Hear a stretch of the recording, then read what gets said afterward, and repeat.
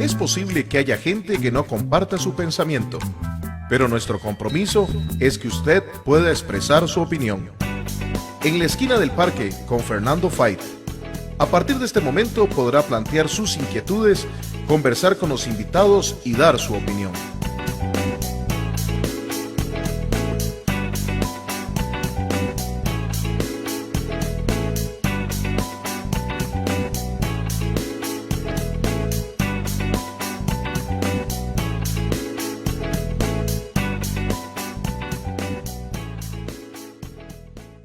En la esquina del parque.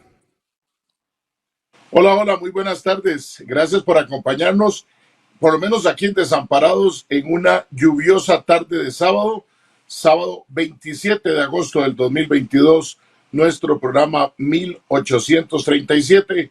Su servidor y amigo Fernando Fait les agradece por estar en sintonía de este programa de análisis y opinión en la esquina del parque con Fernando Fait, que se transmite por el Facebook Live de En la Esquina del Parque, Facebook Live de Antena 6, y a lo largo y ancho del país en distintas cableras por Antena 6. Este 27 de agosto es el 239º día del año. Completamos 239 días y nos restan ya solo 126 días para decirle adiós a este 2022. Nos acercamos al mes de la patria y esto avanza rápidamente. Yo espero que usted la esté pasando en casa o en su trabajo, donde esté, viéndonos con mucha bendición, con mucha paz, ojalá con un cafecito, con un chocolate caliente, y si no, en el transcurso del programa. Para hoy, por supuesto, en este programa de los sábados, a lo largo de ya casi 18 años, acostumbramos mucho al tema político. Y bueno, no es la excepción el día de hoy. El pasado, hace algunos días se cumplieron 100 días de la administración de don Rodrigo Chávez Robles. ¿Qué ha pasado en estos 100 días? ¿Cómo se vislumbra lo que puede ser este gobierno de 4 años? Este tema de los 100 días se ha convertido desde hace algún tiempo en un marco para todos los gobiernos que inician su gestión de cómo pinta, diríamos, aquí en Costa Rica todo lo que serán esos 4 años. Bueno, en esta tarde de sábado van a estar conmigo don Daniel Calvo Sánchez y don Sergio Araya Alvarado, amigos de este programa, politólogos ambos, analizando los 100 primeros días de gestión de don Rodrigo Chávez Robles. Pero como siempre, tenemos una sección en un día como hoy, tenemos nuestro corte comercial y vamos a regresar. Pero desde ya también enviarle un saludo. Hoy estamos felices, no crean que el color de esta camisa es pura casualidad. Hoy los sapricistas recordamos 50 años de la inauguración de nuestro estadio de la Cueva, un domingo 27 de agosto de 1972. Y yo en lo personal guardo con cariño un par de entradas que mi padre, en paz descanse, legó de aquel partido que fue a ver, en el que Saprissa empató a 1 con el Comunicaciones de Guatemala. Así inició la historia en el estadio Ricardo Saprissa. Antes de eso, el conjunto morado jugaba en el Estadio Nacional alquilándolo. Pero bueno, eso lo verá también usted en nuestra sección en un día como hoy, que la vemos a continuación. Y al cabo de la sección y del corte comercial, regresamos con nuestros invitados. Con permiso.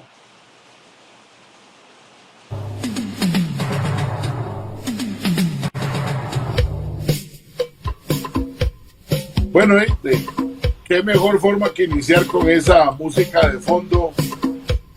Yo sé que don Daniel Calvo, cuando lo escuche, le va a gustar. A don Sergio no, pero bueno, 2-1 entre invitados y productores. Y que resuene para todos los sapricistas a lo largo y ancho del país y fuera del país para esta gran institución morada. Gracias al equipo de producción de Antena 6 por ponernos ese himno. Alguna vez lo hemos cantado todos los sapricistas. ¡Viva Saprissa! Es el equipo que la toca, es el equipo que la gasta, con los mejores jugadores, nos vamos a nuestra sección en un día como hoy. En la esquina del parque. Les invitamos a que nos acompañen en un viaje a través de la historia nacional y mundial para darnos cuenta de los hechos de importancia sucedidos en un día como hoy.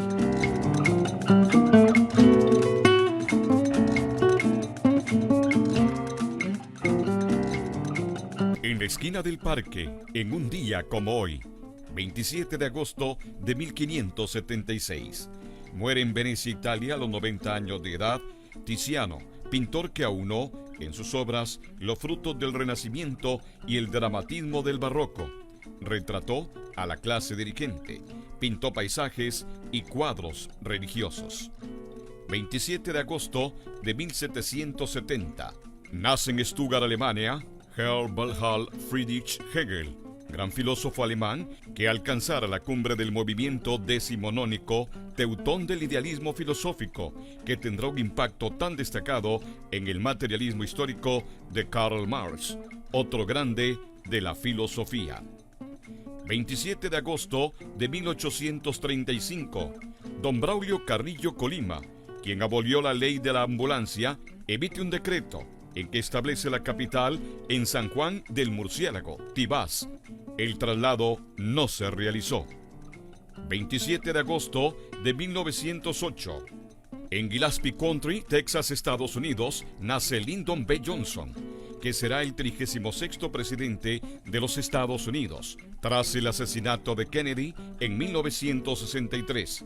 Ya en 1964 será reelegido en las urnas y ocupará el cargo hasta 1969.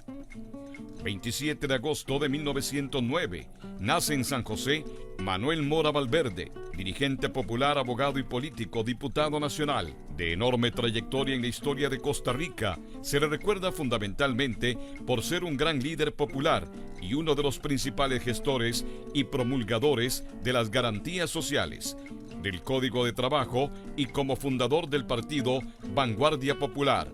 Fue declarado Benemérito de la Patria en 1998. 27 de agosto de 1913. Muere en San Ramón el escritor y poeta Lisímaco Chavarría Palma, declarado Benemérito de las Letras Patrias desde 1994. Y en un día como hoy, 27 de agosto de 1972, hoy hace 50 años, se inaugura el Estadio Ricardo Saprissa Aimá. Ese día se realizó el primer partido en este estadio. El juego se llevó a cabo entre el Deportivo Saprissa y el Comunicaciones de Guatemala, encuentro que terminó con marcador empatado a un gol. Les invitamos a que nos acompañen en un viaje a través de la historia nacional y mundial para darnos cuenta de los hechos de importancia sucedidos en un día como hoy.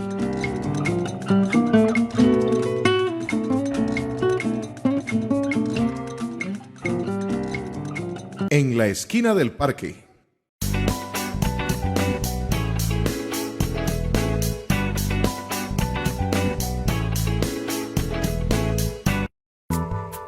Es posible que haya gente que no comparta su pensamiento, pero nuestro compromiso es que usted pueda expresar su opinión. En la esquina del parque con Fernando Fait. Hola, ¿qué tal? Soy Fernando Fait y quiero invitarlos para que me acompañen todos los sábados de 3 a 5 de la tarde en mi programa En la esquina del parque con Fernando Fait, un programa de análisis y opinión con invitados, documentales, rescate de tradiciones, visitas a las comunidades. Recuerde, sábados de 3 a 5 de la tarde en la esquina del parque, su lugar de encuentro por el Facebook Live de En la esquina del parque y por Antena 6. Los espero.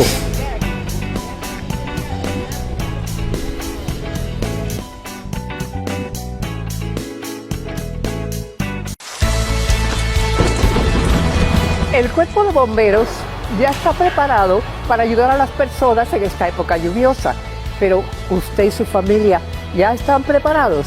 Recuerde, tenga a mano un foco, agua potable y alimentos no perecederos. No tire basura en la vía pública, así evitaremos el colapso de las alcantarillas. Durante una inundación, evite cruzar ríos y acequias.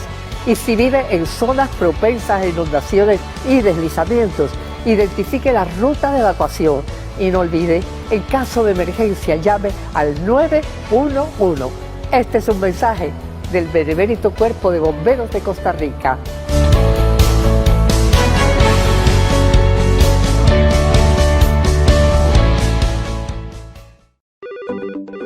En la esquina del parque nos interesan sus comentarios, invitaciones a sus comunidades para hacer el programa y propuestas de temas.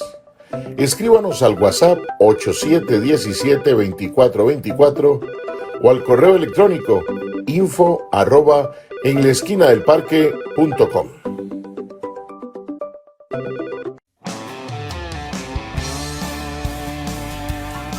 Disfrute de la variada y exclusiva programación que hemos preparado para usted en nuestro canal Antena 6 TV. Noticias, fábulas, revistas, farándula, transmisiones deportivas y lo mejor en películas. Si aún no tiene nuestro canal, solicítelo llamando a su operador de cable local. Es gratis. Antena 6 TV. Más tele, más tuya, más nuestra. Solicítalo ya.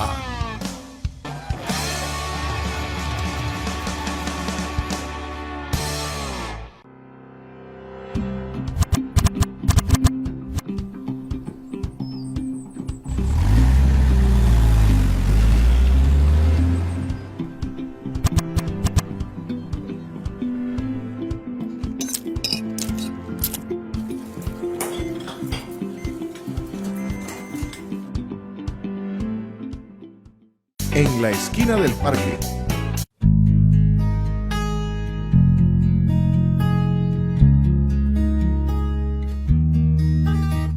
Tu nombre es un grito escrito en el viento y late en mi pecho como una pasión. Tu nombre esa prisa está lleno de gloria. Tu piel y mi sangre son del mismo color. Tu nombre es un grito escrito en el viento y late en mi pecho como una pasión. Tu nombre esa prisa está lleno de gloria. Tu piel y mi sangre son del mismo color.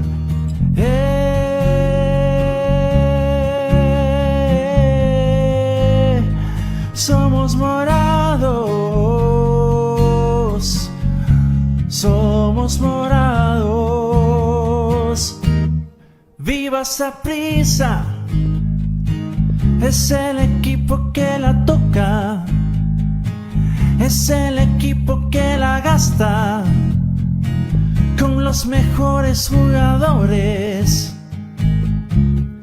Viva Saprissa, coleccionando campeonatos, haciendo goles increíbles.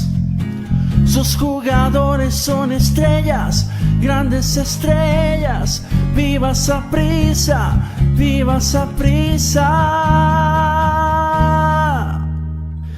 En la esquina del parque.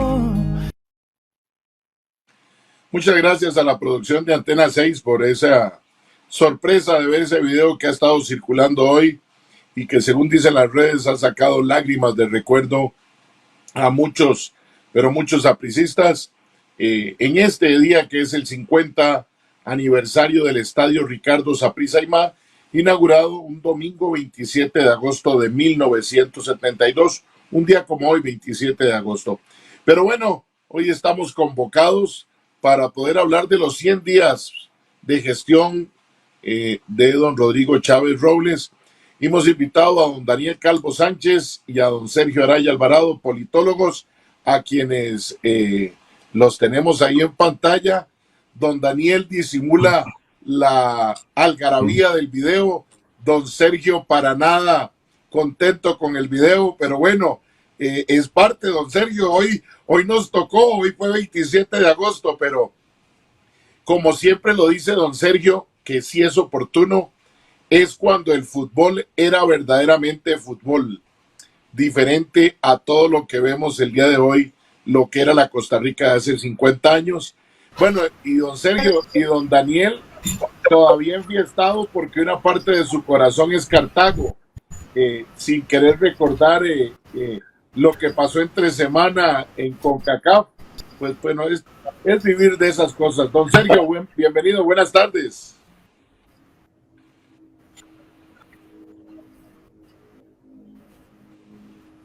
Creo que estamos Buenas sin audio, tardes, don Sergio. Fernando. Ahora sí, adelante. A todas y a todos los que probablemente nos están... ¿Me escuchas? ¿Me escuchas? ¿Aló? Se entrecorta un poco, don ¿Aló? Sergio, pero lo ¿Me escuchamos. oyes, Fernando? Un poco el problema aquí de que está lloviendo fuertemente es que ocurre también en Desamparados. Decía que, bueno, saludo obviamente a vos como productor del programa, a Daniel y a las personas que amablemente nos están sintonizando y por supuesto al equipo salga al aire. No, realmente de eso no, eras cómoda, al contrario. Recuerda que a don convirtieron como presidente honorario de la Liga Deportiva también, así que por ahí, eso es la camaradería en el fútbol que había en aquella época. Y una figura muy importante para el deporte costarricense. Este es el motivo de este programa, pero catalán, nacido que tiempo en Ecuador, tenista, porque dedicaba al tenis, se vino para Costa Rica y bueno, coincidió con aquel señor Beto Fernández, creo que organizando en 1966 en el barrio Ángeles, en San Juan. Y bueno, él los patrocinó con su marca, Industrias Saprissa, digamos que todo el mundo sabe. Bueno, y le puso el nombre de él, ¿verdad? Y de ahí en adelante lo que hoy como así que yo también sé algo de la historia del trabajo. No, en realidad, pues, saludar por Daniel también, así que antes de entrar en materia, pues, que también escuchemos a Daniel. Daniel, para ser un manudo se sabe muy bien la historia, don Sergio, del Deportivo Saprissa, pero bueno, así es, hay que saber de historia de verdad, que es importante. Don Daniel, bienvenido, buenas tardes. Buenas tardes, Fernando y Sergio. Dicen que siempre están pendientes del papá, del más grande, y yo creo que a Sergio lo ha demostrado, lo ha dejado en evidencia de que realmente está pendiente hasta de la historia del glorioso Deportivo Saprissa. Ahora que Fernando lo hablaba, mañana se enfrentan mis dos equipos. Mañana yo tengo el corazón pues partido, como decía la canción de Alejandro Sanz, porque realmente pues el cartaginés, que no atraviesa un muy buen momento, sufriendo campeonitis, se enfrenta al Deportivo Saprissa. Entonces yo creo que mañana me haré presente en el estadio y ahí les cuento cómo me iré. Hoy, pues lo que nos reúne es hablar de los 100 días y Fernando, más bien si querés nos vas guiando porque creo que hay muchísimo que comentar, creo que hay grandes preguntas pues para poder guiar esta conversación. Creo que es importante explicar a qué se debe esta enorme popularidad que está atravesando el presidente, qué decisiones le han generado, le han granjeado pues todavía más apoyo que el inicial. Y ayer yo reflexionaba cuando hablaba con un colega pues tuyo en este rol de comunicador que ejerces, porque mi gran preocupación es que mi temor más bien es que no se le está sacando provecho a esta popularidad. Tengo una popularidad, la cosecho, pero ¿para qué quiero usarla? Y hasta qué punto le estoy sacando provecho hasta el momento. Pero ya tendremos tiempo para conversar y encantado de estar con ustedes. Para que entremos en materia, en su discurso del 8 de mayo, el presidente por lo menos lanzó 3 grandes temas que uno pensaba iban a estar en el marco de los 100 días y que puede ser un buen arranque para tratar de visualizar, más allá de las formas a las que vamos a dedicarle también un espacio, porque ha sido muy particular estos 100 días de gobierno. Todavía el día de ayer veíamos a un vendedor de patí muy conocido en un video llevando patí a casa presidencial. Ya habíamos oído gritos guanacastecos para el 25 de julio, pero bueno, el 8 de mayo, al asumir, él habló muy claramente de después de su discurso, especialmente con su primer consejo de gobierno, habló de bajar el precio del arroz, habló de bajar el precio de los medicamentos y habló también de los precios de los agroquímicos. Con ese inicio del 8 de mayo y estos 100 primeros días, Daniel, ¿cómo valorás esa construcción de lo lanzado el 8 de mayo y lo que ha llevado hasta el día de hoy en estos primeros 100 días de gestión don Rodrigo Chávez Robles y todo su equipo? Fernando, eso es una muy buena pregunta y me recuerda que, como ustedes bien lo saben, pues yo, seguidor de los temas legislativos, me consultaban algunos asesores y me decían: mira, Daniel, ¿qué has visto vos que estás pendiente de la actividad política que el gobierno pues prometió y no ha cumplido? Y yo intentaba repasar, y eso creo que fue uno de los puntos que más se le criticó a don Rodrigo Chávez en su campaña, de que realmente él no realizó grandes planteamientos, grandes propuestas. Inclusive recuerdo que me parece que era el informe del Estado de la Nación, que realizaba una evaluación de las propuestas y mencionaba que había poco fondo. Bueno, y eso creo que también explica en alguna medida su popularidad hasta el momento. Quien no crea expectativas, pues realmente tampoco tiene por qué cumplirlas, y más bien todo lo que ha podido resolver, que tampoco quisiera ser mezquino, creo que ha tomado algunas decisiones valientes. Esto que están mencionando de enfrentar el costo de la vida con temas, por ejemplo, del combustible, aunque quizá no ha dado los resultados esperados, con el tema del arroz, ha prometido el tema de la electricidad. También pues creo que ha hablado de un planteamiento fuerte al tema de las pensiones, de la corrupción, que eso sí lo hizo en la campaña, pero creo que fue hasta el discurso del plan de rendición de cuentas de los 100 días que don Rodrigo Arias pues pudo hacer por primera vez una hoja de ruta muchísimo más clara de cuáles son sus planteamientos, y no solo de lo que ha hecho, sino de lo que planea hacer. Y sobre todo creo que en un tema muy importante, Fernando, vos que también pues estás metido pues en temas relacionados a la banca, al sector financiero, creo que enumeró una serie de medidas importantes para atender, yo diría que una situación que tiene el país desde hace mucho tiempo pues en la encrucijada, que es cómo resolver la sostenibilidad de sus finanzas públicas, que yo creo que también ahora más adelante pues podremos o tendremos tiempo de comentar. Sergio, ¿coincidís con Daniel en que ha sido congruente don Rodrigo en no haber planteado muchas cosas por las cuales no ha tenido que cumplir, y que ha lanzado más bien su hoja de ruta a partir del discurso de los 100 primeros días de gobierno?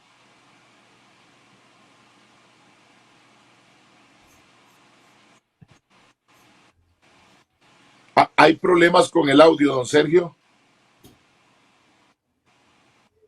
Fernando, mientras Sergio los resuelve, creo que por ahí andaba un chiste que, como dicen, tiene algo de cierto. Y decían que es el primer presidente de la República que tardó 100 días en poder plantear su plan de gobierno. Y mire, yo creo que hay mucho de cierto en eso, porque al menos los planteamientos que ahora los podemos ir desarrollando, si querés, uno por uno de esos 100 días, fue hasta recientemente, mediados de agosto, el 16 de agosto, que los tuvimos con mayor claridad en este discurso. Don Sergio, vamos a ver si logramos corregir. Creo que estamos con la imagen pegada de don Sergio. Por cierto, don Daniel se refería al discurso de rendición de cuentas de don Rodrigo Chávez. Es que con los dos Rodrigos se tienden a confundir los Arias y los Chávez hoy en esta época de los Rodrigos, ¿verdad? Que están de moda. Mientras se incorpora Sergio con nosotros, Daniel, vos lo planteabas muy claramente. Coincido, hasta el discurso del 16 de agosto, el presidente de la República viene y deja muy claro qué es lo que quiere de presente y de futuro. Y ahí tengo que igual lo veremos con Sergio cuando se incorpore, pero pareciera que quienes no habían visto alguna carga ideológica en la propuesta política de campaña del Partido Progreso Social Democrático y especialmente don Rodrigo Chávez Robles, ese 16, Daniel, nos encontramos ya con una propuesta cargada de una ideología liberal muy abierta y muy clara en lo que propone don Rodrigo Chávez, y que además tengo que acotar, y vos me dirás si coincides, me parece que muy ratificada, aunque oficialmente no lo hayan hecho, después de la conversación que tuvo con don Rodrigo Arias, presidente de la Asamblea Legislativa, en que a lo largo de la historia muchos de los temas planteados por el presidente Chávez ha coincidido liberación, por lo menos en la figura de los Arias al mando de la administración pública, Daniel. Fernando, creo que a eso que mencionas, ahora que hablabas de los Rodrigos, y creo que tenemos que poner de contexto esa charla que tuvieron a raíz de las declaraciones de don Rodrigo Chávez en la celebración del 25 de julio, cuando acusó a la Asamblea Legislativa de que estaba haciendo un juego de chapitas, fue la expresión que utilizó, pero eso era referido a la discusión del proyecto de eurobonos. El proyecto de eurobonos hoy por hoy es la principal prioridad de gobierno, el tema que yo creo concentra la mayor cantidad de reflectores en la Asamblea Legislativa, y eso motivó a que realmente existiera un acercamiento entre estas dos figuras. Rodrigo Arias me parece que recomienda a don Rodrigo Chávez, pues que estaba difícil poder aprobar el tema de los eurobonos si no había un planteamiento de fondo en cuanto a cuál era su ruta fiscal, su ruta económica, su propia ruta país, y eso creo que ya en buena parte la había definido en el discurso de los 100 días previamente, pero también creo que es el martes de la semana anterior, martes 23, 22, no recuerdo, que es que su ministro de Hacienda, Noguia Costa, hace el planteamiento de la ruta fiscal, que hasta ahora es conocida, en la Comisión de Económicos o de Hacendarios, no bien recuerdo, creo que es en la de Económicos, donde se discute el proyecto de eurobonos. Y aquí han mencionado, Fernando, una serie de medidas que quizá voy a repasar muy someramente para que las personas lo tengan o lo puedan recordar. En esas medidas yo creo que yo identifico al menos 5 que sí son justamente de ese carácter liberal del que mencionabas. Uno, habla del tema, bueno, esto no es tan liberal, de la adopción de un sistema de renta global dual. Esto significa, pues, nuevos impuestos, significa que no solo se cobrará los impuestos dentro del territorio, sino que se buscará, pues, un mecanismo distinto al que tenemos. Se habla también de la aprobación de varios empréstitos, que te hablaba de los 6,000 millones de dólares de los eurobonos, y creo que también en estos días se le aprobó 1,100 millones de dólares del Fondo Latinoamericano de Reservas, que se conoce como FLAR.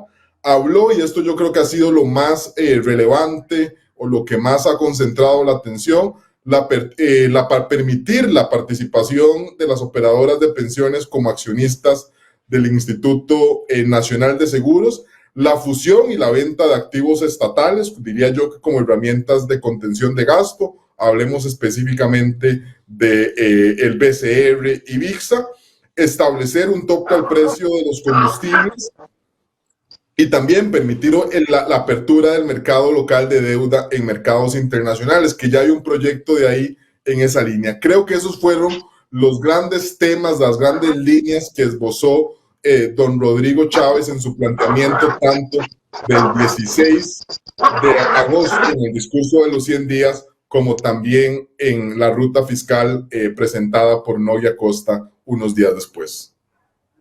Sin duda alguna, Daniel, en lo que planteas hay una carga ideológica, como lo digo, muy fuerte, que para quienes creían que la agenda de don Rodrigo Chávez podría dar por otra diferente a lo que había planteado los gobiernos anteriores, pareciera que más bien con mucho más fuerza retoma el presidente Chávez Robles esa agenda económica, para algunos liberal, para otros neoliberal, pero al fin de cuentas que busca cambios muy trascendentales en el esquema económico y social del país. Creo que ya tenemos a don Sergio. ¿Me Ahí estamos escuchan? viendo ¿Ahí de me fondo al escuchan? presidente de la República. Don Sergio, ahora sí lo escuchamos. Adelante. Perfecto, bueno, he tratado porque, bueno, mientras resolví el problema de sonido, he ido escuchando, bueno, por dónde ha ido conduciéndose el programa, para no caer en cuestiones que posiblemente ya ustedes plantearon. Yo hago una brevísima síntesis de la primera consulta que habías hecho cuando se me cayó el sistema. No, iba a decir que efectivamente don Rodrigo era una figura, digamos, completamente desconocida, que solamente se conocía, valga la redundancia, por su fugaz paso en el Ministerio de Hacienda. Era realmente una incógnita, que es lo que él representaba a propósito de lo que estaban ustedes hablando ahora en materia de cuál era su visión económica.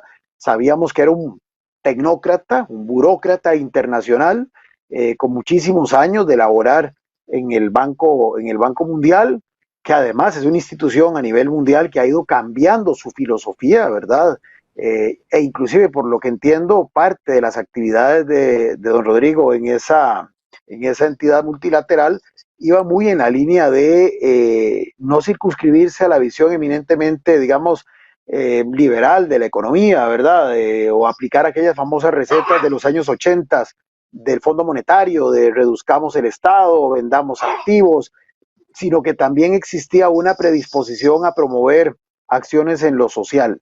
Entiendo que inclusive, bueno, él en campaña decía que uno de sus grandes méritos había sido contribuir, obviamente en campaña se distorsiona esto, pero facilitar desde ese órgano como burócrata acciones para combatir y mitigar la pobreza en países del sudeste asiático. Entonces, digamos que esa sensibilidad, entre comillas, social, de esa combinación de lo económico y lo social, aparentemente aprendida de su trayectoria en organismos como el Banco Mundial, uno imaginaría las va a querer aplicar ya en el ejercicio de la presidencia, con un partido completamente nuevo en el escenario político y del cual él tampoco fue uno de los fundadores, porque a diferencia de Carlos Alvarado, que toda su vida política la hizo en el PAC, Guillermo Solís, que si bien venía de Liberación, transitó por el PAC, el señor, por lo menos un tiempo antes de postularse como candidato a la presidencia, el señor Chávez Robles realmente utilizó esto como un taxi. Esa es la realidad, ¿verdad? Él todavía en agosto, septiembre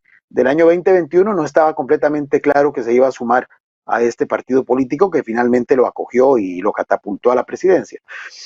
Pero entonces, digamos que más bien él, la expectativa que podía llenar no era tanto en lo programático, en lo sustantivo, sino en la imagen de sí mismo y por supuesto de quien lo lideró, quien lo impulsó, quien lo catapultó, que era doña Pilar, que en ambos coincidían en la parte de contenido en señalar que se vendían a sí mismos como personas que luchaban frontalmente contra la corrupción. Creo que ese fue un tema, si podríamos hablar de algo programático que sí lo intentó diferenciar, fue eso, el tema del combate a la corrupción, la transparencia en la función pública, acabar con la impunidad, decían ellos. Inclusive una de las pocas iniciativas auténticamente de Rodrigo y de Pilar, que está en este momento en la corriente parlamentaria, y Daniel no me deja mentir, es esta famosa idea de fortalecer lo que popularmente conocen como el testigo de la corona, y de dar algún incentivo para la denuncia anónima de casos de corrupción, que además entiendo es un proyecto que no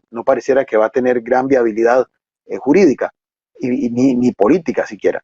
Pero más allá de eso, digamos, es lo que vendió y es lo que tal vez explica un poco el nivel de aceptación tan amplia que sigue mostrando a más de 100 días de haber asumido el gobierno, es que representaba ese liderazgo fuerte, ese liderazgo con experiencia, pero sin, digamos, la mala experiencia de haber ejercido cargos y de haber estado en el sistema político costarricense mucho tiempo, que eso también la gente lo cuestionaba, pero sí hablaba la gente, y especialmente en algunos estudios en el año 2021, de que se quería de presidente a un líder que tuviera experiencia, repito, no experiencia como sinónimo de ejercicio de cargos de gobierno, sino de canas, por decirlo así, de algún grado de conocimiento en la vida pública a nivel general, pero sobre todo que mostrase firmeza en la toma de decisiones, que mostrase capacidad de decisión, capacidad de liderazgo. Y de alguna forma, con su verbo, con su narrativa, con sus ademanes, primero en campaña y luego ya como presidente, ha ido, digamos, de alguna forma respondiéndole a ese segmento de la gente que eso era lo que estaba aspirando a tener como presidente. Obviamente veníamos de un gobierno con un presidente que en esos aspectos, en esos rubros, lucía bastante débil. Recordemos muchas veces, por ejemplo, en el tema de la pandemia, que más bien la gente lo que decía era que parecía que quienes gobernaban eran, en ese orden, el ministro de Salud y el presidente de la Caja, y muy distante el presidente de la República. Entonces, don Rodrigo, y esa es mi lectura de esto, ha sabido, o los equipos que están alrededor de él han sabido, construir una imagen y una narrativa que la acompaña en esa dirección, atendiendo a esa necesidad de esos sectores que reclamaban ese líder fuerte, vigoroso, que en teoría enfrenta, como diría don Rodrigo, las broncas, tomando decisiones que no le tiembla el pulso, por muy impopulares que éstas puedan ser. Y conteste con eso, ¿qué ha hecho en estos poco más de 100 días? Y yo coincido, no había mayor propuesta programática, entonces tampoco se le podía medir por lo que había ofrecido. Más bien se ha dedicado a lo que yo llamo desmontar cosas heredadas de administraciones anteriores y particularmente de la administración anterior, que además había quedado muy mal parada ante la opinión pública, siendo una de las peor evaluadas de los últimos tiempos. Y que además un resultado en las urnas tangible de esto, no la única variable, pero sí una variable que puede ayudar a explicar el descalabro del partido de gobierno anterior, que hoy, como sabemos, ni siquiera tiene representación parlamentaria. Entonces, ¿qué ha hecho don Rodrigo? Quito Faro, digamos algo menos importante, pero que tiene una cierta carga simbólica, denunció y por ende eliminó el convenio de cooperación en materia educativa con Cuba, que había suscrito el gobierno pasado a través del ministro de Educación Edgar Mora. A Riteve, que ya se le vencía de por sí el plazo, no le dio ninguna prórroga, sino que simplemente dijo, bueno, se venció el contrato, se venció y ya no va más. Y así sucesivamente, bueno, derogó el uso, la obligatoriedad en el uso de la mascarilla, ha ido poco a poco a brincos y saltos, pero logrando, digamos, que ya no sea obligatorio, por ejemplo, la vacuna contra la COVID, y que eso algún segmento de la gente, minoría sí, pero segmento válido, le ha parecido aplaudible.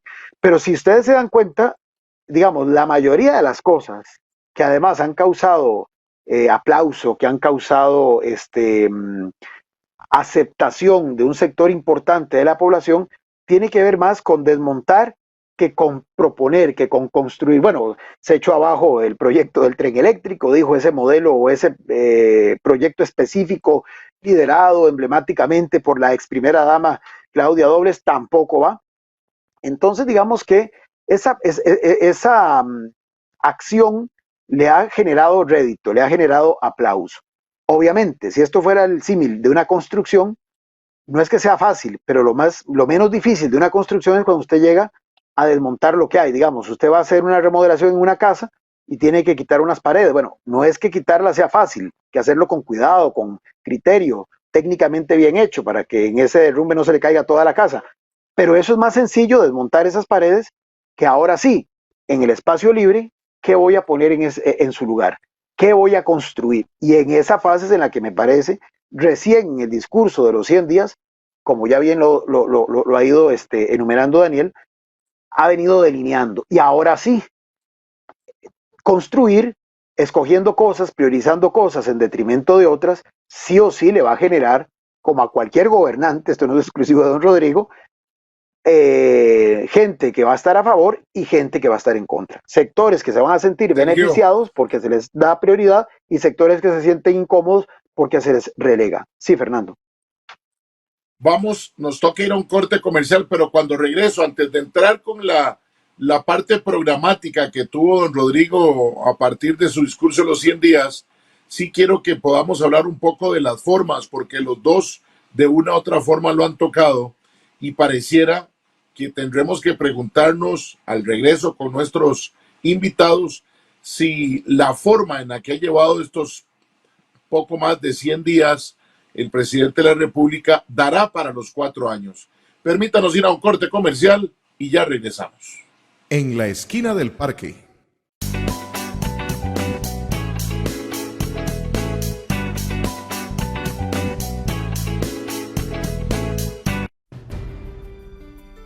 La señal de Antena 6 TV cada vez más cerca, cada vez más cerca.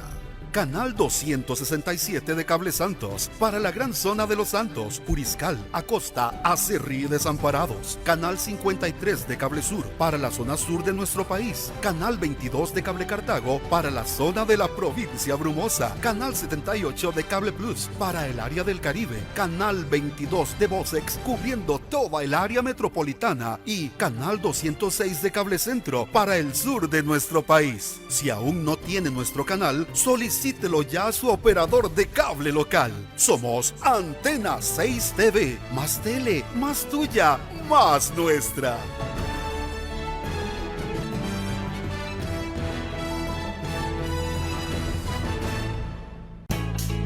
Los invitamos a seguirnos en nuestras distintas plataformas: Twitter, Facebook, Instagram, en nuestro canal en YouTube, donde pueden encontrar todos nuestros programas, y nuestra página web www.enlaesquinadelparque.com.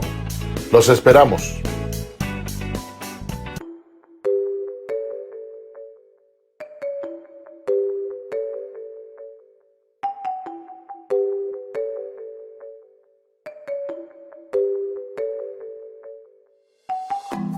Hola, buenas, mi nombre es Isabel Delgado, tengo 20 años, soy productora de la zona de Santana. Estoy estudiando ingeniería industrial como desde hace unos 2 años más o menos. Es una mejora continua, una mayor productividad, una logística, poder llevarle a las personas un producto de calidad y sobre todo una frescura que es muy difícil que un supermercado o algo así lo llegue a tener. Incitar a las personas que vayan a la Feria del Agricultor.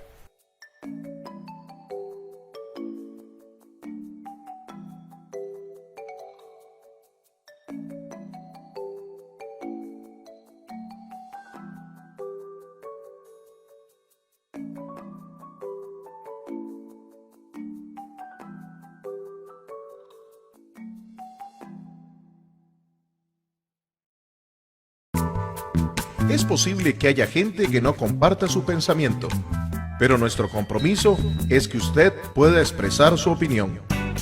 En la esquina del parque con Fernando Fait. Hola, ¿qué tal? Soy Fernando Fait y quiero invitarlos para que me acompañen todos los sábados de 3 a 5 de la tarde en mi programa En la esquina del parque con Fernando Fait, un programa de análisis y opinión con invitados, documentales, rescate de tradiciones, visitas a las comunidades. Recuerde, sábados de 3 a 5 de la tarde en la esquina del parque, su lugar de encuentro por el Facebook Live de En la esquina del parque y por Antena 6. Los espero.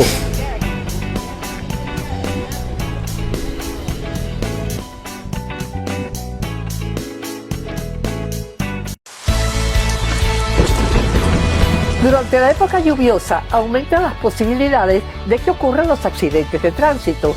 Por eso, bríndele el mantenimiento adecuado a su vehículo. Respete los límites de velocidad en nuestras carreteras.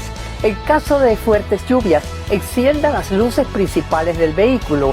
Utilice los dispositivos de seguridad como el cinturón y las sillas para menores. Y no olvide, en caso de emergencia, llame al 911. Este es un mensaje del Benemérito Cuerpo de Bomberos de Costa Rica.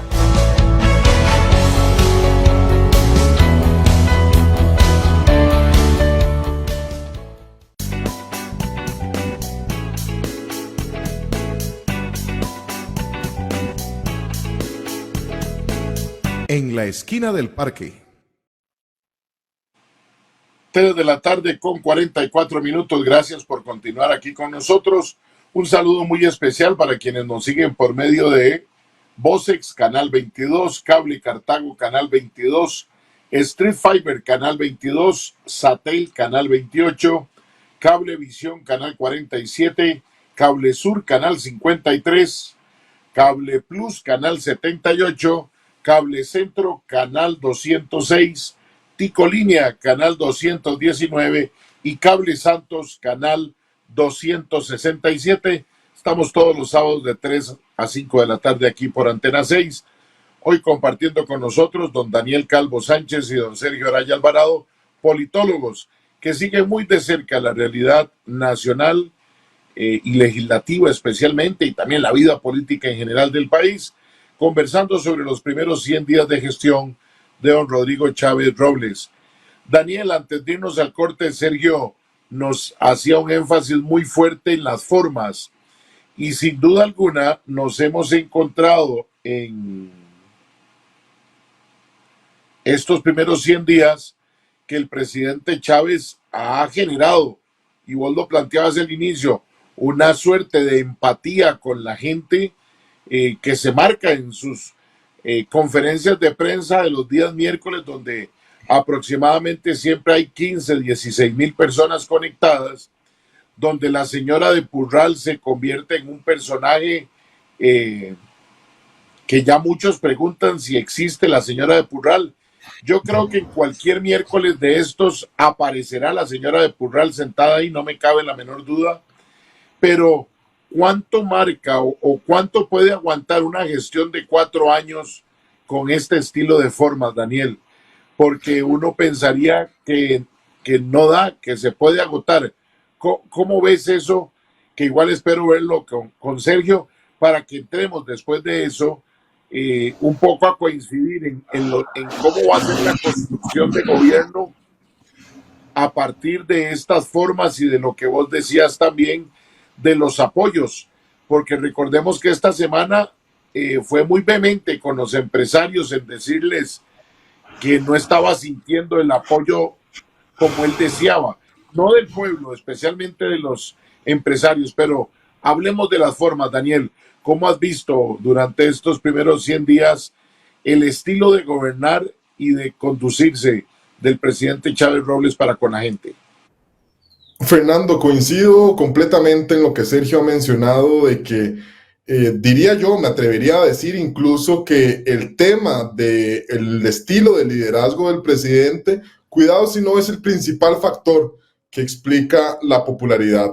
Creo que él ha intentado proyectar una presidencia fuerte, que como también bien Sergio lo mencionaba, todavía es más evidente si la comparamos con su antecesor, que tenía realmente una presidencia sumamente débil. Creo que también ese estilo de liderazgo, él ha buscado una absoluta diferenciación de su antecesor con algunas decisiones, por ejemplo, el manejo de la salud, que ahora ustedes lo mencionaban y que no ha estado exento de polémica, ni tampoco seguirá siendo exento de polémica. Recordemos que hay una moción de interpelación el próximo 6 de septiembre a la jerarca de salud. También por ahí estuvo la decisión del tren.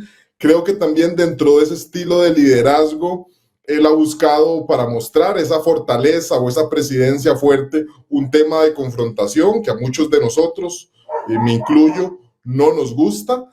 Confrontación ya sea con la prensa principalmente, ¿verdad? El mejor estilo de otros jerarcas en latitudes cercanas, pero también una confrontación a ciertos sectores puntuales, el sector arrocero, las élites de los alquileres del país, inclusive con los propios poderes de la República. Ya vimos la polémica de cuando tuvo un enfrentamiento con el poder judicial, y ya han tenido también algunos con los diputados. Has mencionado vos de hasta cuánto esto es sostenible, y es que claramente la política no es solo forma, la política también debe ser fondo. Bueno, Fernando, yo creo que de momento en estos primeros 3 meses es prematuro todavía pues pedir resultados sobre estas decisiones que ha podido tomar, pero cuando no se empiecen a observar los resultados de las expectativas que hoy empieza a crear con sus propuestas, yo creo que ahí sí vendrá realmente un desgaste importante para el presidente. Y lo que a mí me preocupa también es que creo que ese deseo de Rodrigo Chávez de mostrar una presidencia fuerte, de ser él que tome la mayor cantidad de decisiones del país, lo está llevando a una sobreexposición de su figura. Y esa sobreexposición de su figura creo que al principio pues es agradable, pero recordemos un expresidente no muy lejano que se vestía siempre de un disfraz distinto, ¿verdad?, por intentar llevarse justamente la mayor cantidad de reflectores sobre su imagen, y terminó cansando a la población. No fue prudente en el manejo de su imagen. Yo creo que eso es algo que esta administración debería de jalar para su saco, debería de ser muchísimo más prudente en el manejo de la figura del presidente, que yo creo que ya empieza a tomar en cuenta eso. Ven ustedes, por ejemplo, que en la discusión del FES, el presidente se mantuvo pues fuera de foco, y creo que eso es adrede. Creo que están pudiendo, o de momento están sabiendo determinar cuándo es conveniente que el presidente pues saque la cabeza y cuándo no, y me parece que eso es importante también que se siga manteniendo. Sergio, en cuanto a ese mismo tema de las formas, Daniel nos pone algo adicional que quisiera escuchar tu opinión, y es muy claro y evidente la figura de un presidente fuerte, pero a contrario censo, nos encontramos a unos ministros que en las conferencias de prensa hasta regañados salen, ya no solo la prensa, ¿verdad? Y además es muy curioso el estilo de don Rodrigo, porque les dice: ministro, usted va a hablar. Y eso no es pregunta, es usted va a hablar.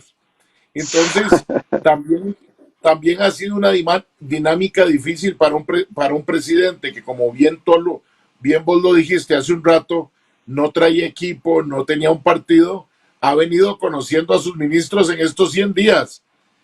Creo que solo con la jefa de campaña y sus vicepresidentes son los, que es ministra de salud, esa jefa de campaña, y los vicepresidentes. Después de ahí nadie había estado en la campaña. ¿Coincidís en el tema de lo que plantea Daniel de las formas? ¿Te atreverías a decir algo de plazo?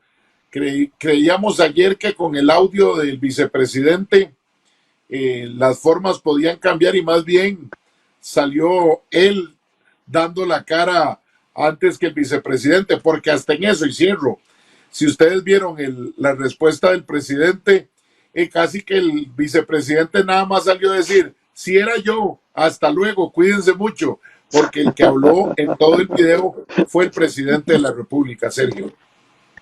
Sí, bueno, no, aquí hay varias cosas. Solo una aclaración: el ministro de Relaciones Exteriores también forma parte del equipo, es más, es uno de los que está involucrado en este tema último que mencionaste, que era uno de los orquestadores del fideicomiso que está siendo sometido a investigación, el fideicomiso que hubo de Costa Rica Próspera, creo que era como se llamaba, previo al inicio formal de la campaña. Pero efectivamente, o sea, vamos por partes. Sobre el equipo, bueno, toda su forma de integración ha sido muy sui generis, pero también responde a eso, a que no había un equipo detrás del hoy presidente del que él pudiera, digamos, surtirse, por decirlo así, gente que ya, por lo menos a nivel de la práctica de los intercambios en un partido político, de los debates que pudieran darse alrededor de una determinada visión de país, de una visión de Estado, en fin, conociera de previos, sino que probablemente algunos los conocía por otras circunstancias, o como probablemente ha sido en la mayoría de los casos, gente que llegó a conocer ya en esta recta final, recomendada por terceros, ¿verdad? Y que bueno, finalmente en ese proceso que se dice, él lideró junto con la hoy ministra de la Presidencia, bueno, hizo exactamente el modelo de una empresa, de una corporación, de una empresa inclusive transnacional o nacional, ¿verdad? Donde hay un gran gerente general, un CEO que llaman y que se encarga junto con un gerente de recursos humanos de seleccionar a los grandes responsables de las distintas áreas. Así es además como él se ha enfocado, y así de alguna forma lo dejó entrever en algunos momentos en la campaña y luego en el discurso de toma de posesión. Visualiza él el rol del gobierno y de él como presidente, ¿verdad? Como ese gran gerente general que va llevando la batuta y que lo que tiene son eso, colaboradores, que si bien la Constitución habla de los ministros como colaboradores, pero no son colaboradores al estilo de una empresa privada, donde usted simplemente da si se acabó. Vea que no están así, vea que hay una responsabilidad política de parte de quienes son ministros, y aquí no hablo de esta administración, hablo de cualquiera mientras esté en nuestro ordenamiento jurídico actual vigente, que los decretos ejecutivos, esa herramienta que tanto ha usado don Rodrigo en estos casi 100 y pico de días de gobierno, los firma el presidente de turno con el ministro correspondiente de la rama de la que se trate el contenido del decreto, ¿verdad? Entonces, digamos que en ese sentido no es tan vertical esa relación, o sea, sí la es en el entendido de que el ministro es de libre remoción o de libre de nombramiento del presidente, eso está muy claro, y de que el presidente puede destituir a los ministros cuando lo tenga bien o de cambiarlos de postura cuando lo tenga bien, pero la lógica política tiene ciertas particularidades que la diferencia de la lógica, digamos, de una empresa privada o de una gran corporación, que en este caso pareciera que no se está vislumbrando de esa forma. Agréguele a ese tema que efectivamente la mayoría de los ministros no tienen tampoco ni el conocimiento previo del presidente, ni el peso por sí mismos como para balancear un poco esa centralidad que en torno a la figura del presidente se ha ido consolidando. Y lo decía muy bien Daniel, o sea, esa sobreexposición que prácticamente, a diferencia de don Carlos, que salía muy pocas veces, por ejemplo, en conferencias de prensa, don Rodrigo evidentemente es el gran animador de las mismas, ¿verdad? Y él en algunos momentos le quita el rol a la persona que va modelando el debate, que va modelando la conferencia de prensa, porque él mismo es el que introduce a los ministros, como bien decías, Fernando, y luego les dice que no y les hace bromas, o bien, lamentablemente, en algunos casos, los regaña en público o los desmiente en público, que eso también es bastante complicado para el tema de la credibilidad y de la legitimidad de ese ministro ante los sectores con los que tiene que interactuar. Pero adicionalmente, vemos que salvo dos ministros, que yo creo que son a los que más tal vez les ha permitido tener un espacio propio dentro de estas limitaciones que hay con este liderazgo tan vertical y tan centralizado en su persona, que son el ministro de Obras Públicas y la ministra de Educación. Y bueno, no es gratuito que justamente fuera esta última a la que literalmente delegara la responsabilidad de ser la cara visible en la negociación con el FES, además de que le tocaba por definición, pero efectivamente en ningún momento en la conferencia de prensa para anunciar los resultados de esa negociación apareció el presidente ni por asomo.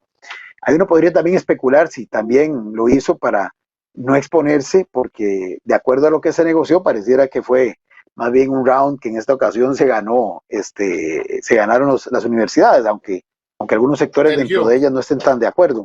Sí, adelante. No, nada más acotar, nos dice don Alfonso Molina Rodríguez, que estaba escuchando y viéndonos, que el criterio es que en el tema de las universidades se mantuvo fuera de foco porque ya están alineados los ministros, y creo que coincidimos en que son los dos ministros, incluida la de salud, pero ese es capítulo aparte, que han tenido mayor notoriedad en estos primeros 100 días. El ministro de Hacienda, que no le queda otra más por lo que está en el país, y la ministra de Educación por lo que ha planteado este gobierno y porque se vino la negociación del FES.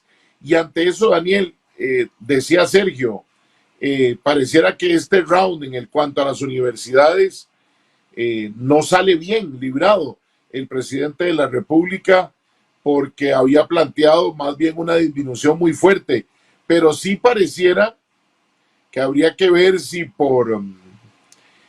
pensando en el boxeo y en ese símil, en realidad salen con tarjetas empate, porque someramente, en eso le interrumpí yo a don Sergio, las universidades públicas no salen compactas, salen divididas por lo que aceptó la mayoría, y la que rechaza la situación es la Universidad de Costa Rica, que es la más antigua y la más fuerte de las 4 a nivel de presupuesto, de las 5, perdón. ¿Será, Daniel, que también en eso logra un estilo el presidente Chávez y su gobierno, en lo que no gana, genera división para ir marcando también la búsqueda de esos aliados? Mire, Fernando, a mí me parece que esto del FES ha sido el primer conato de incendio grande que ha enfrentado el gobierno, y creo que este conato de incendio, pues si bien pues se temió de que realmente pues podía llegar a consumir parte importante de ese capital político del que hemos venido hablando, pues lo supieron apagar a tiempo, lo resolvieron realmente con una agilidad o con una celeridad importante, y hizo que el tema no creciera, y eso creo que es un punto a favor de gobierno. Ahora, esto que han mencionado de si divide vencerás, creo que aunque hay un disgusto importante de la población universitaria, sobre todo de la UCR, también hay un regocijo muy importante porque se incluyó por primera vez a la UTN, que era una lucha que el sector universitario pues venía solicitando desde hace muchísimos años. Entonces, podríamos decir que una de cal y una de arena, pues para el presidente en esta lucha. Ahora, no creo que esto sea pues lo más relevante. Creo que este tema del manejo del dinero, que ha puesto en la palestra a don Nogui Acosta, como ustedes bien lo mencionan, como uno de los ministros que ha destacado. Probablemente se incrementará ahora que se logre pues la posibilidad de aprobar el tema de los eurobonos, pero sobre todo, Fernando, que no podemos olvidar, el 1 de septiembre se presentará el primer presupuesto ordinario de la República del ejercicio de don Rodrigo Chávez. Y ahí, como realmente, como el principio de la economía bien nos dice, tenemos una cantidad de demandas ilimitadas, pero recursos escasos. Y esto lo que obliga es que prácticamente, como dicen en el Parque de Desamparados, tenemos que ver cuál santo van a desvestir para ver a cuáles otros van a vestir. Porque la plata, la cobija no da para tanto. Y ahí por primera vez yo creo que podremos ver un poco también más de claridad de cuáles van a ser las prioridades del gobierno en este primer año y probablemente también marcar cuáles van a ser sus prioridades o las carteras a las que él quiera darles un poder económico más importante, reforzar, fortalecer y cuáles no, justamente en la presentación de ese presupuesto que será la próxima semana y que creo que hay que prestarle mucha, pero mucha atención. Bueno, parte de eso era la carrera de dejar definido el tema del FES, porque es parte de ese presupuesto que hay que entregar. Sergio, en estos primeros 100 días, también UCAEP, la Unión de Cámaras, salió con un comunicado muy interesante que decía que aplaudían el diálogo de la administración Chávez Robles.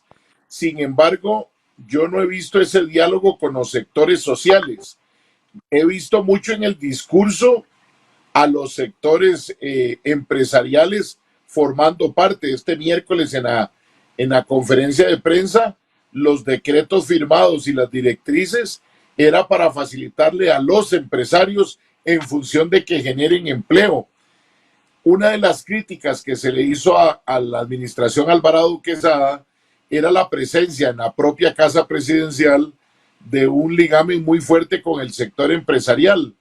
Hoy pareciera, Sergio, y lo pregunto igual después a Daniel, pareciera que no es necesario tener ahí a ninguna persona ligada con salario, sin salario, para que quede en evidencia que el sector empresarial es el que mayormente ha tenido diálogo y cercanía con esta administración, a diferencia de los sectores sociales.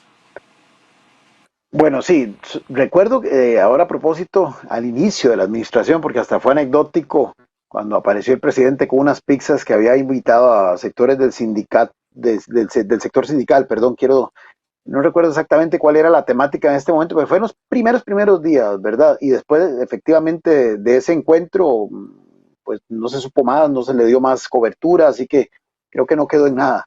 Pero efectivamente, el acercamiento ha sido más con los sectores empresariales, pero aquí hay un tema interesante. Vos decís algo, Fernando. No hace falta un ministro de enlace con lo privado, como lo intentó hacer la administración anterior, porque además muchos de los que son parte del equipo, o por lo menos algunos, los más llamativos, ya son parte, o como parte activa de esos sectores, o como operadores o representantes de esos sectores en determinados ámbitos, ¿verdad? En el ejercicio, digamos, liberal de una profesión, pienso en un Arnoldo André, por ejemplo. Entonces, me parece que efectivamente aquí obras son amores y no buenas razones, más que nombramientos o más que esa parafernalia de tener ministros sin cartera. Lo importante es que unos sectores del empresariado, que son los que hoy se sienten más a gusto, han ido observando con las decisiones adoptadas por esta administración en estos escasos 100 y pico de días, cierta congruencia con su línea de pensamiento, ¿verdad? Vamos a ver, el tema de la rebaja de la electricidad, que todavía no se ha realizado, pero que bueno, hay todo un esfuerzo que se está intentando llevar adelante, es algo por el que han clamado hoy sí, ayer también, y por muchísimo tiempo los diferentes voceros de las distintas cámaras, especialmente de las industriales, por ejemplo, las cámaras, digamos, relacionadas con producción, no tanto específicamente solo con comercialización, pero también estas últimas. La Alianza del Pacífico y el retomar la posibilidad de conectarse con ese acuerdo que actualmente está en vigencia y que en los dos gobiernos anteriores se desestimó, es otro tema que también fue solicitado varias veces y de forma vehemente por algunos representantes del sector empresarial. Él va más allá y habla de hacer esa integración con el acuerdo que involucra también a economías del sudeste asiático y del Pacífico, el acuerdo transpacífico. Entonces, digamos que hay una serie de lineamientos que obviamente van en pro de lo que el sector empresarial busca. En algún momento fue una de las pocas iniciativas que en esos primeros 3 meses, de los que no hemos hablado nada, pero bueno, aquí Daniel es el experto, eran los 3 meses de sesiones extraordinarias con los que inició este gobierno, que realmente pasaron sin pena ni gloria, pero uno de los pocos temas que en la recta final de esos 3 meses el gobierno le puso alma, vida y corazón fue el tema de la ley 4.3, de la ley de la flexibilización en las jornadas laborales, del 4.3, pero de 4 días y 3 días de descanso, 4 de laborar y 3 de descanso. Todo eso va en la línea de este sector. Entonces, obviamente, por eso es que es de esperar que facciones de este sector hoy se sientan particularmente representadas, tranquilas. Yo aquí manejo una hipótesis y ya eso es para otro momento, porque eso es solo una hipótesis. En realidad, los que creían que este gobierno iba a implicar un cambio, habría que analizar qué perfil de cambio era, ¿verdad? No era el cambio radical de, por ejemplo, un partido como el Frente Amplio, que uno imaginaría le daría un viraje completamente a la política económica, a la política social, al realineamiento de cuáles son los actores con los que va a tener más cercanía para gobernar y cuáles más distantes. No, sino que básicamente lo que se ha observado es un reacomodo de los grupos de poder, de las élites económicas que históricamente han detentado siempre una influencia importante en los tomadores de decisiones públicos del país, pero que en los gobiernos pasados y particularmente en el de don Carlos Alvarado estaban como muy alineados alrededor, por ejemplo, de lo que se ha conocido como horizonte positivo, ¿verdad? Y todos los sectores que se encuadran bajo esa sombrilla. En cambio, había otros sectores más tal vez históricos que habían quedado un poco como a la saga. Pongo el caso de Alianza del Pacífico. Esto no iba porque sectores, digamos, de los grandes empresarios agrícolas no lo veían bien. En cambio, los sectores industriales y los importadores aplauden esta posibilidad de conectarse a ese otro, digamos, mercado de 4 países, ahora de 5 si Costa Rica se sumara, con condiciones más favorables para la comercialización, para el intercambio de bienes y servicios. O, por ejemplo, el tema de los arroceros, que bueno, el mismo presidente dijo que él iba contra los sectores arroceros que no querían que se bajara el precio. Bueno, obviamente esto, digamos, para beneficiar otra vez es a los importadores de arroz, y por eso es que hay productores de arroz diciendo que esto los va a perjudicar. Entonces, más que un cambio en el entendido de que esto iba a ser así como que esos sectores sociales a los que estás tú aludiendo iban a tomar control, iban a estar con puertas abiertas en casa presidencial para literalmente incidir de manera directa todos los días en la toma de decisiones de la presidencia, eso no iba a ocurrir. Y evidentemente creo que estos 100 y pico de días han reafirmado eso. Lo que hay es un reacomodo, y esta es mi hipótesis, en las élites de poder, que algunos que estaban un poquito más distantes de la toma de decisiones, de la cercanía del presidente de la vez anterior, hoy se alinearon y están cerca de este presidente. Lo que no tengo claro es si para seguir con ese ejemplo que ya le puse nombre propio, si los que se aglutinan alrededor de Horizonte Positivo se mantienen en esos mismos niveles de incidencia y de cercanía, o estos sí han ido quedando un poco rezagados. Pero al final es un gobierno, y creo que las líneas planteadas, por ejemplo, de vender Banco de Costa Rica, de vender VIXA, que se plantearon en el informe de los primeros 100 días, va muy en la línea de lo que ha sido esa política que estos mismos sectores no solamente han aplaudido, sino que han reivindicado y en algunos momentos casi que han atrevidose a exigirle como agenda a los ejecutivos anteriores. Entonces, por ahí creo que el cambio va por otro lado, pero no necesariamente por si estos otros sectores sociales, a pesar de que en la campaña hubo gente cercana a él, como Carlos Campos de Territorios Seguros, por ejemplo, que hasta aspirante a diputado fue por Limón. A pesar de eso, creo que estos sectores tendrán algo, sí, evidentemente, lo vamos a ver en el presupuesto, lo vamos a ver en el Plan Nacional de Desarrollo, pero no ese nivel de impacto, de incidencia que quizá en algún momento esos sectores pudieron imaginarse por tratarse de alguien aparentemente nuevo en el escenario político. Él como persona no lo dudo, porque tenía 30 años de no estar aquí, pero los grupos de poder con los que se relaciona y los que lo impulsaron inclusive a la candidatura y ahora exitosa a la presidencia, no son nuevos, ni son recién llegados. Son de las mismas élites que han estado aquí por décadas, que encontraron en esta figura un actor ideal para con él empujar una determinada agenda. Sin duda alguna, Sergio, con eso que vos decís, haciendo el símil con el fútbol, como empezamos hoy este programa, algunos que estaban en banca tomaron titularidad y otros pasaron a la banca, pero siguen todos en el mismo equipo y siempre con las mismas metas. Ante eso, Daniel, y creo que Sergio nos sirvió para introducirnos el tema que ya vos habías planteado, en el mensaje de los 100 días de gobierno, el presidente ya lanza lo que aspira en los próximos meses o en esta gestión de gobierno de cambios que marcan diferencia para el país. Yo recuerdo que en el año 93, para la campaña de Miguel Ángel Rodríguez y José María Figueres, ya se hablaba de la venta del Banco de Costa Rica, de la venta de VIXA, y en aquel tiempo no se hablaba de titularizar el INS, sino de vender el INS. 3 temas que planteaba Miguel Ángel Rodríguez en su programa de gobierno y lo pueden encontrar en la propuesta de aquel año 93. Hoy, muchos años después, se presenta al país estos mismos temas. Vos haces un trabajo fuerte en la Asamblea Legislativa de seguimiento.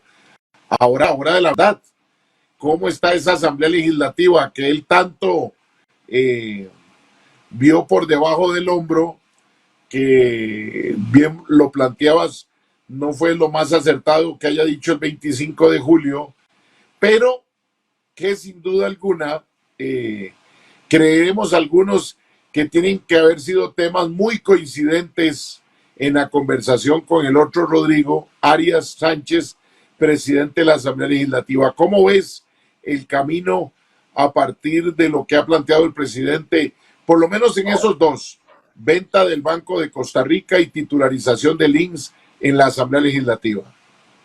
Fernando, dice el refrán que a toda idea le llega su hora.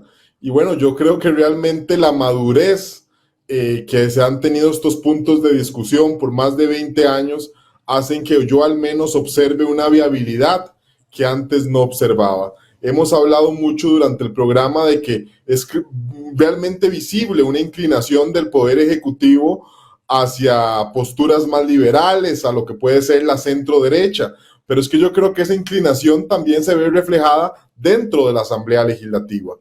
Creo que eso permitirá o da indicios de que algunos proyectos de ellos pues pudieran tener algún grado de viabilidad. Ahora que mencionabas, por ejemplo, la venta del BCR y la venta de VIXA, que es un tema que sí efectivamente pues se ha venido madurando, por decirlo de algún modo, en la Asamblea Legislativa durante muchísimo tiempo. Hay otros temas también importantes, por ejemplo, en el sector energético, grandes reformas que no se pensaban quizá viables hace algunos años atrás. Hoy parece ser que la conformación de la Asamblea Legislativa sí lo pudiera permitir. Y además, ahora que hacías pues ese recuento histórico de quienes habían planteado esas propuestas en una primera oportunidad, creo que eso también nos permite ya definir dónde están las principales afinidades o el bloque duro de respaldo a las decisiones del presidente a nivel legislativo. Y es que uno observa ciertas fracciones más conformes con el proceder de gobierno que otras. Una, por ejemplo, lo que es el Partido Nueva República, que comparte, yo creo, pues mismos derroteros, mismo nicho electoral, que ve bien algunas posiciones conservadoras del gobierno, que encuentra respaldo, o que más bien manifiesta su respaldo a ciertas decisiones polémicas de la ministra de Salud.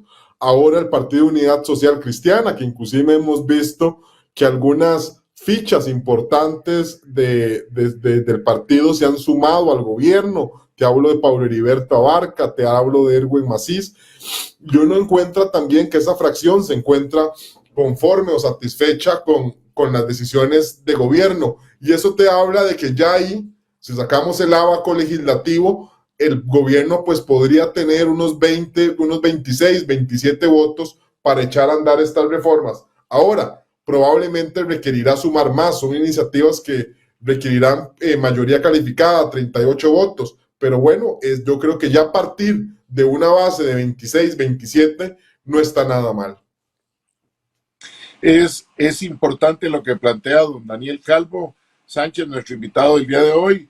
Pareciera que los 57 diputados, Sergio, Daniel y quienes nos acompañan, solo el Frente Amplio tendría uno muy clara en posición contraria a la venta del Banco de Costa Rica y a la titularización del INS. Sí es importante también dos elementos, Sergio, que se me habían quedado por ahí. Uno, aquella reunión de las pizzas que hablabas, era cuando estaba la discusión del proyecto de ley de 4.3 que trataron de juntar a los sindicatos. Y bueno, igual me comentaban aquí desde la producción el tema del RITEVI, que ha sido como el más consolidado en estos 100 días. Pero permítame, son las 4 de la tarde con 16 minutos. No hicimos corte de las 4 para seguir con esta bonita discusión o bonito análisis más que discusión. Pero tenemos que ir a un corte comercial y regresamos para seguir con este análisis de los 100 primeros días de gestión de Rodrigo Chávez Robles y de su gabinete. Con permiso, ya regresamos. En la esquina del parque.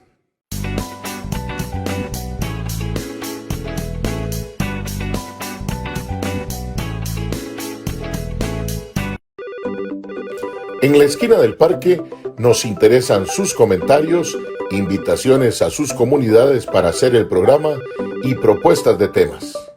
Escríbanos al WhatsApp 8717-2424 o al correo electrónico info@enlaesquinadelparque.com.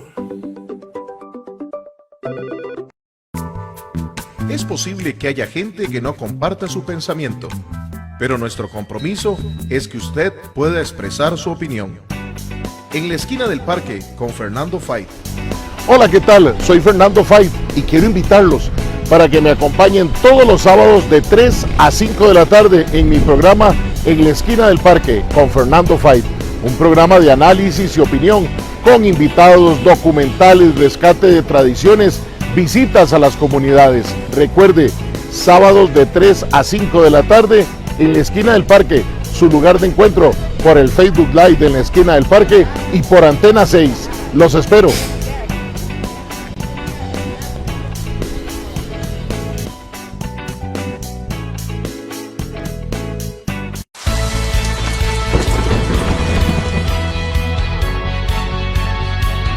Durante la época lluviosa aumentan las emergencias eléctricas en Costa Rica. Por eso, recuerde que las instalaciones eléctricas deben estar en buen estado. Evite sobrecargar los sistemas eléctricos y compre únicamente extensiones y regletas que sean certificadas. Antes de dormir o salir de la casa, revise que los aparatos eléctricos no queden encendidos. Y no olvide, en caso de emergencia, llame al 911. Este es un mensaje del Benemérito Cuerpo de Bomberos de Costa Rica.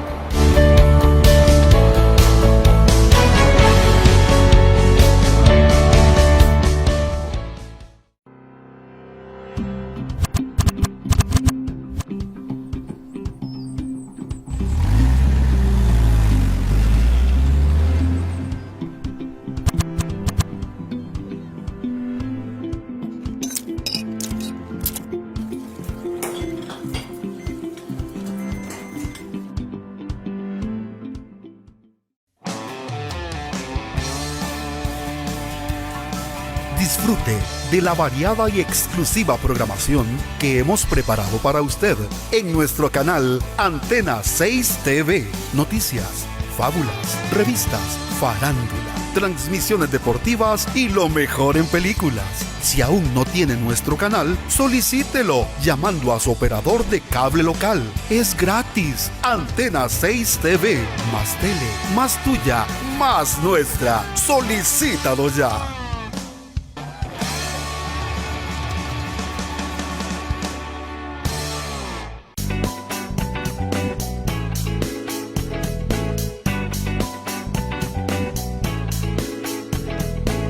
En la esquina del parque. 4 de la tarde con 20 minutos. Muchas gracias por continuar con nosotros en su programa En la esquina del parque con su servidor y amigo Fernando Fait. Hoy estamos conversando con don Sergio Araya Alvarado y don Daniel Calvo Sánchez, politólogos ambos, sobre los 100 días de gestión, los primeros 100 días de gestión de don Rodrigo Chávez Robles, presidente de la República. Sergio, nos planteaban por ahí el tema del RITEVE, que pareciera ser el primer logro en los 100 días de todo lo que se ha planteado. Se le asigna a una empresa alemana, pero ya hoy los medios de comunicación divulgan que esta empresa alemana ya está en contacto con la cooperativa de los trabajadores, extrabajadores del RITEVE, pareciera que para coincidir. ¿Será acaso que vamos a tener nada más una tercerización de mano de obra dentro de los servicios? Pero bueno, ya es un primer logro de lo que él planteó y que también a su estilo, Sergio, y es lo que quisiera que pudiéramos abarcar, ha sido el detonante, una propuesta y el tratar de descalificar a alguien. ¿Vos crees que en este estilo que vos lo planteabas pueda ser fácil para el presidente Chávez mantener ese ritmo por lo que dura la gestión? Bueno, comencemos por lo primero. Digamos que efectivamente lo que hace es encontrar una solución a una situación, digamos, que de alguna forma apremiaba, y eso es importante reconocerlo, porque bueno, el contrato de la anterior empresa vencía y digamos, probablemente lo más esperable hubiera sido, bueno, le vamos a dar una prórroga a ver qué pasa. Pero en esta oportunidad se dijo no, se vence y se vence.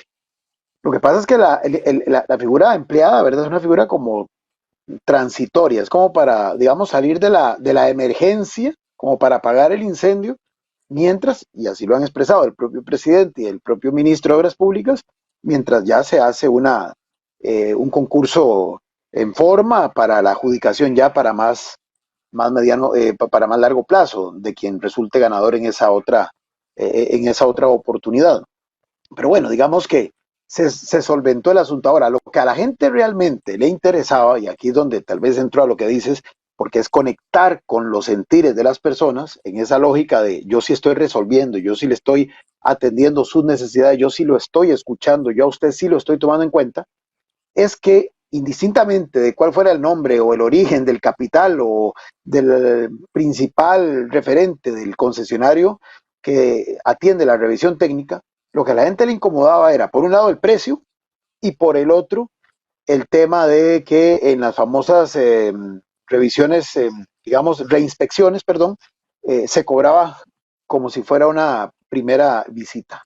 Entonces, obviamente se esmeró, y aquí pudo haber sido alemana, pudo haber sido finlandesa, pudo haber sido costarricense inclusive, pero lo que le interesó fue garantizar eso que sí le había, digamos, ofrecido a la gente, de que con su solución, aunque fuera de una solución temporal, repito, sí se le iba a atender esas cuestiones que eran sensibles para la gente, más en este momento que estamos con una inflación muy alta, con un costo de la vida que sigue siendo uno de los problemas más importantes que aqueja a la sociedad costarricense en su conjunto, de sentir que por lo menos la revisión técnica va a salir un poquito menos cara o más barata, como lo quiera ver cada quien.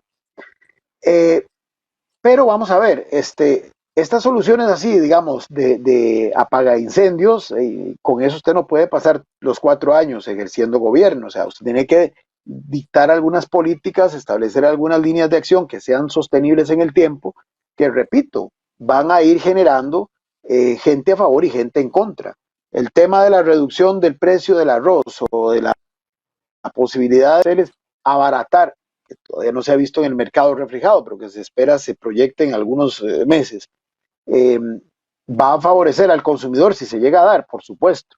pero bueno, ya está generando problemas en algunos sectores que se dicen van a quedar sin ese producto que les da su razón de vivir, que les da su razón de existir, y podríamos decir que los estaría empujando a la pobreza, porque bueno, el ofrecimiento de la ministra de Agricultura es darles apoyo para o hacerlos más competitivos o inclusive en eso que llaman la ruta del arroz, redireccionarles el tipo de cultivo al cual se dedican o el tipo de actividad a la cual se abocan. Y de esto, pues, no dejarán ustedes también mentir. Hemos escuchado mil y una vez lo mismo y muchas veces no ha servido de nada. Y si no, vean el caso de la pesca de arrastre, ¿verdad? Que tanta polémica generó.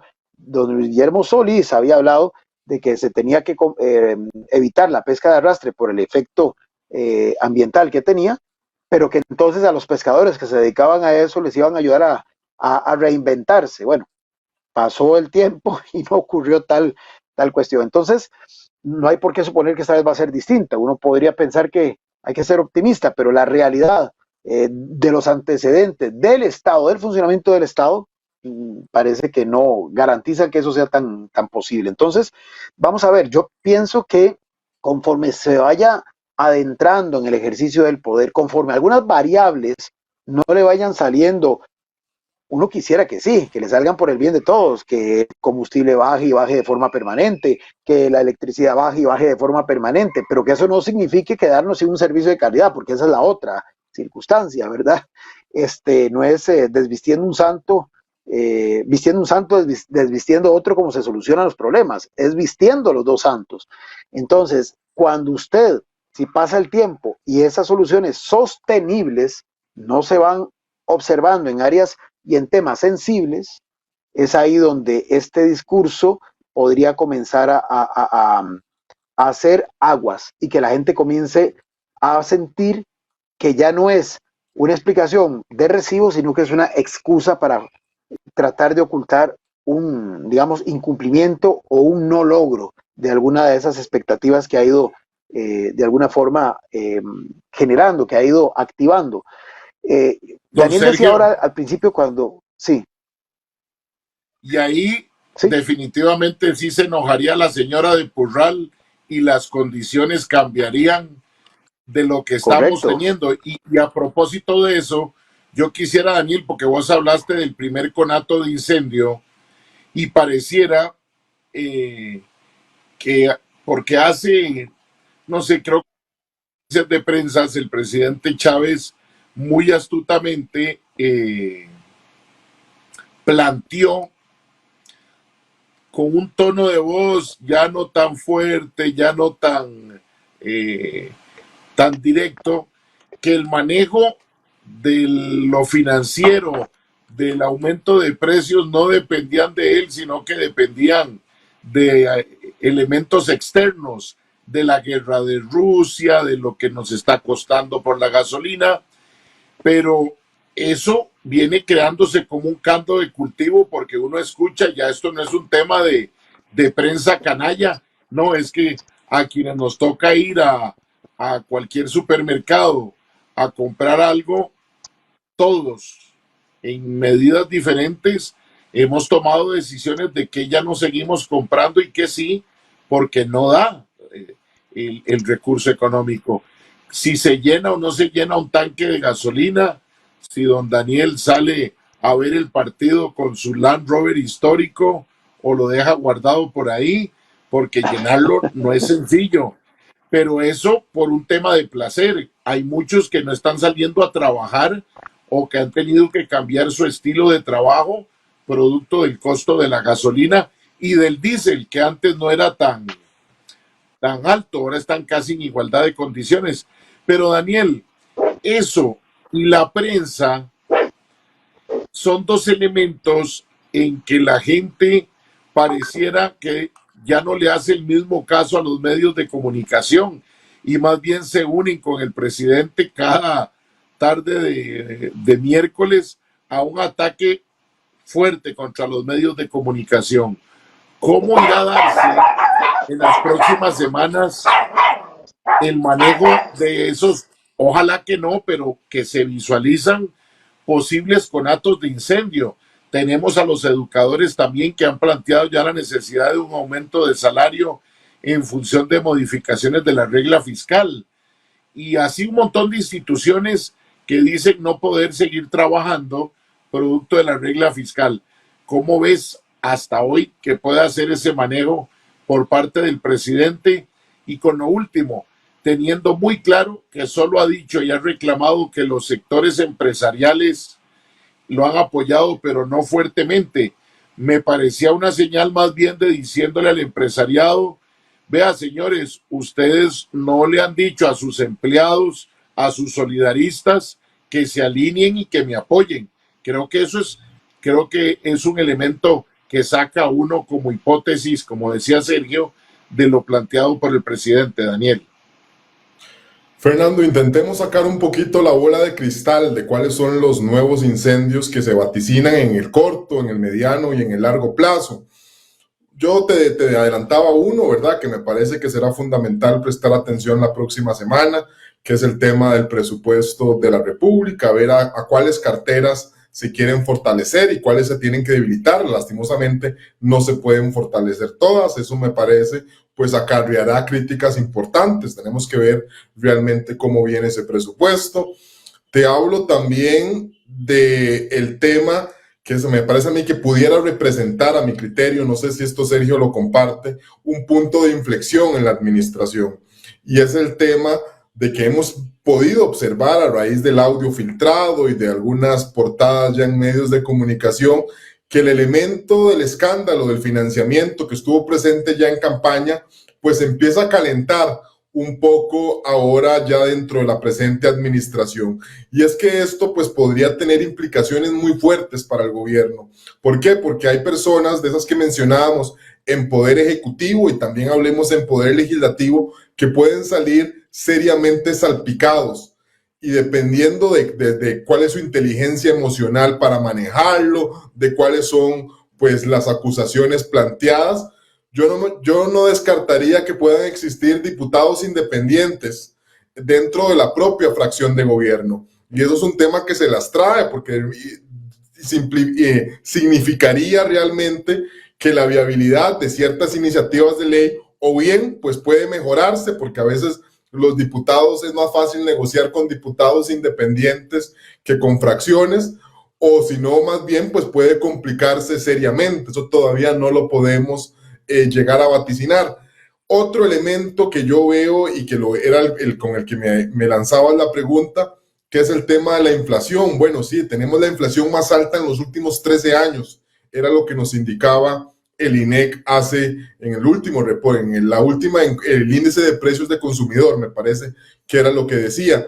Y es que aquí, si bien creo que hay algunos indicadores económicos que le empiezan a sonreír al propio presidente, el desempleo que sigue a la baja, el tipo de cambio que inclusive puede continuar a la baja si el país logra acuerdos para el tema de los eurobonos, el precio del crudo que también ha venido bajando.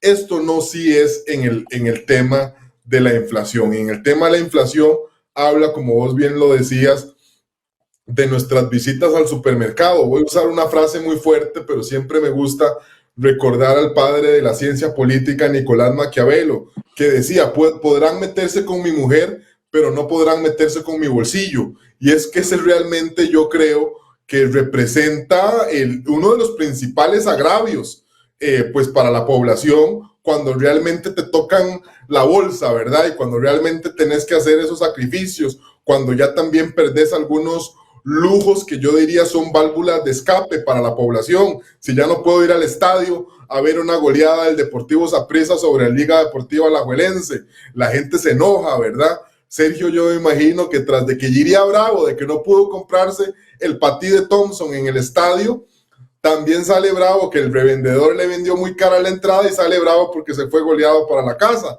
Entonces, Fernando, todo eso va generando un clima, yo creo, de animadversión hacia la labor de gobierno, sea justificado o no, que yo creo que lo podríamos empezar a ver en los próximos meses, diría yo, quizá ya entrando en el 2023.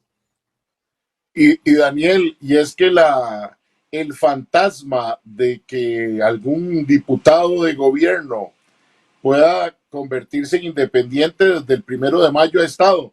Y yo quiero llamar la atención de ustedes. Vean que muy sigilosamente han mantenido sin segunda opción de reunión la sesión del presidente de la República con los diputados de Progreso Social Democrático. Hubo una primera convocatoria que se suspendió y después de ahí, hasta donde me acuerdo, no ha habido reunión.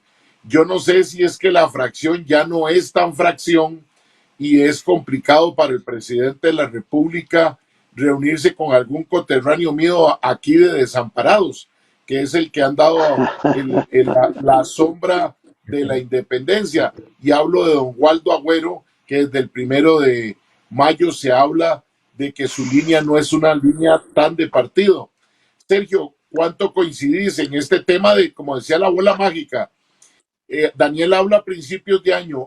Yo creo que octubre y noviembre pueden ser meses complicados. Diciembre, si llega el aguinaldo, baja un poco la tensión.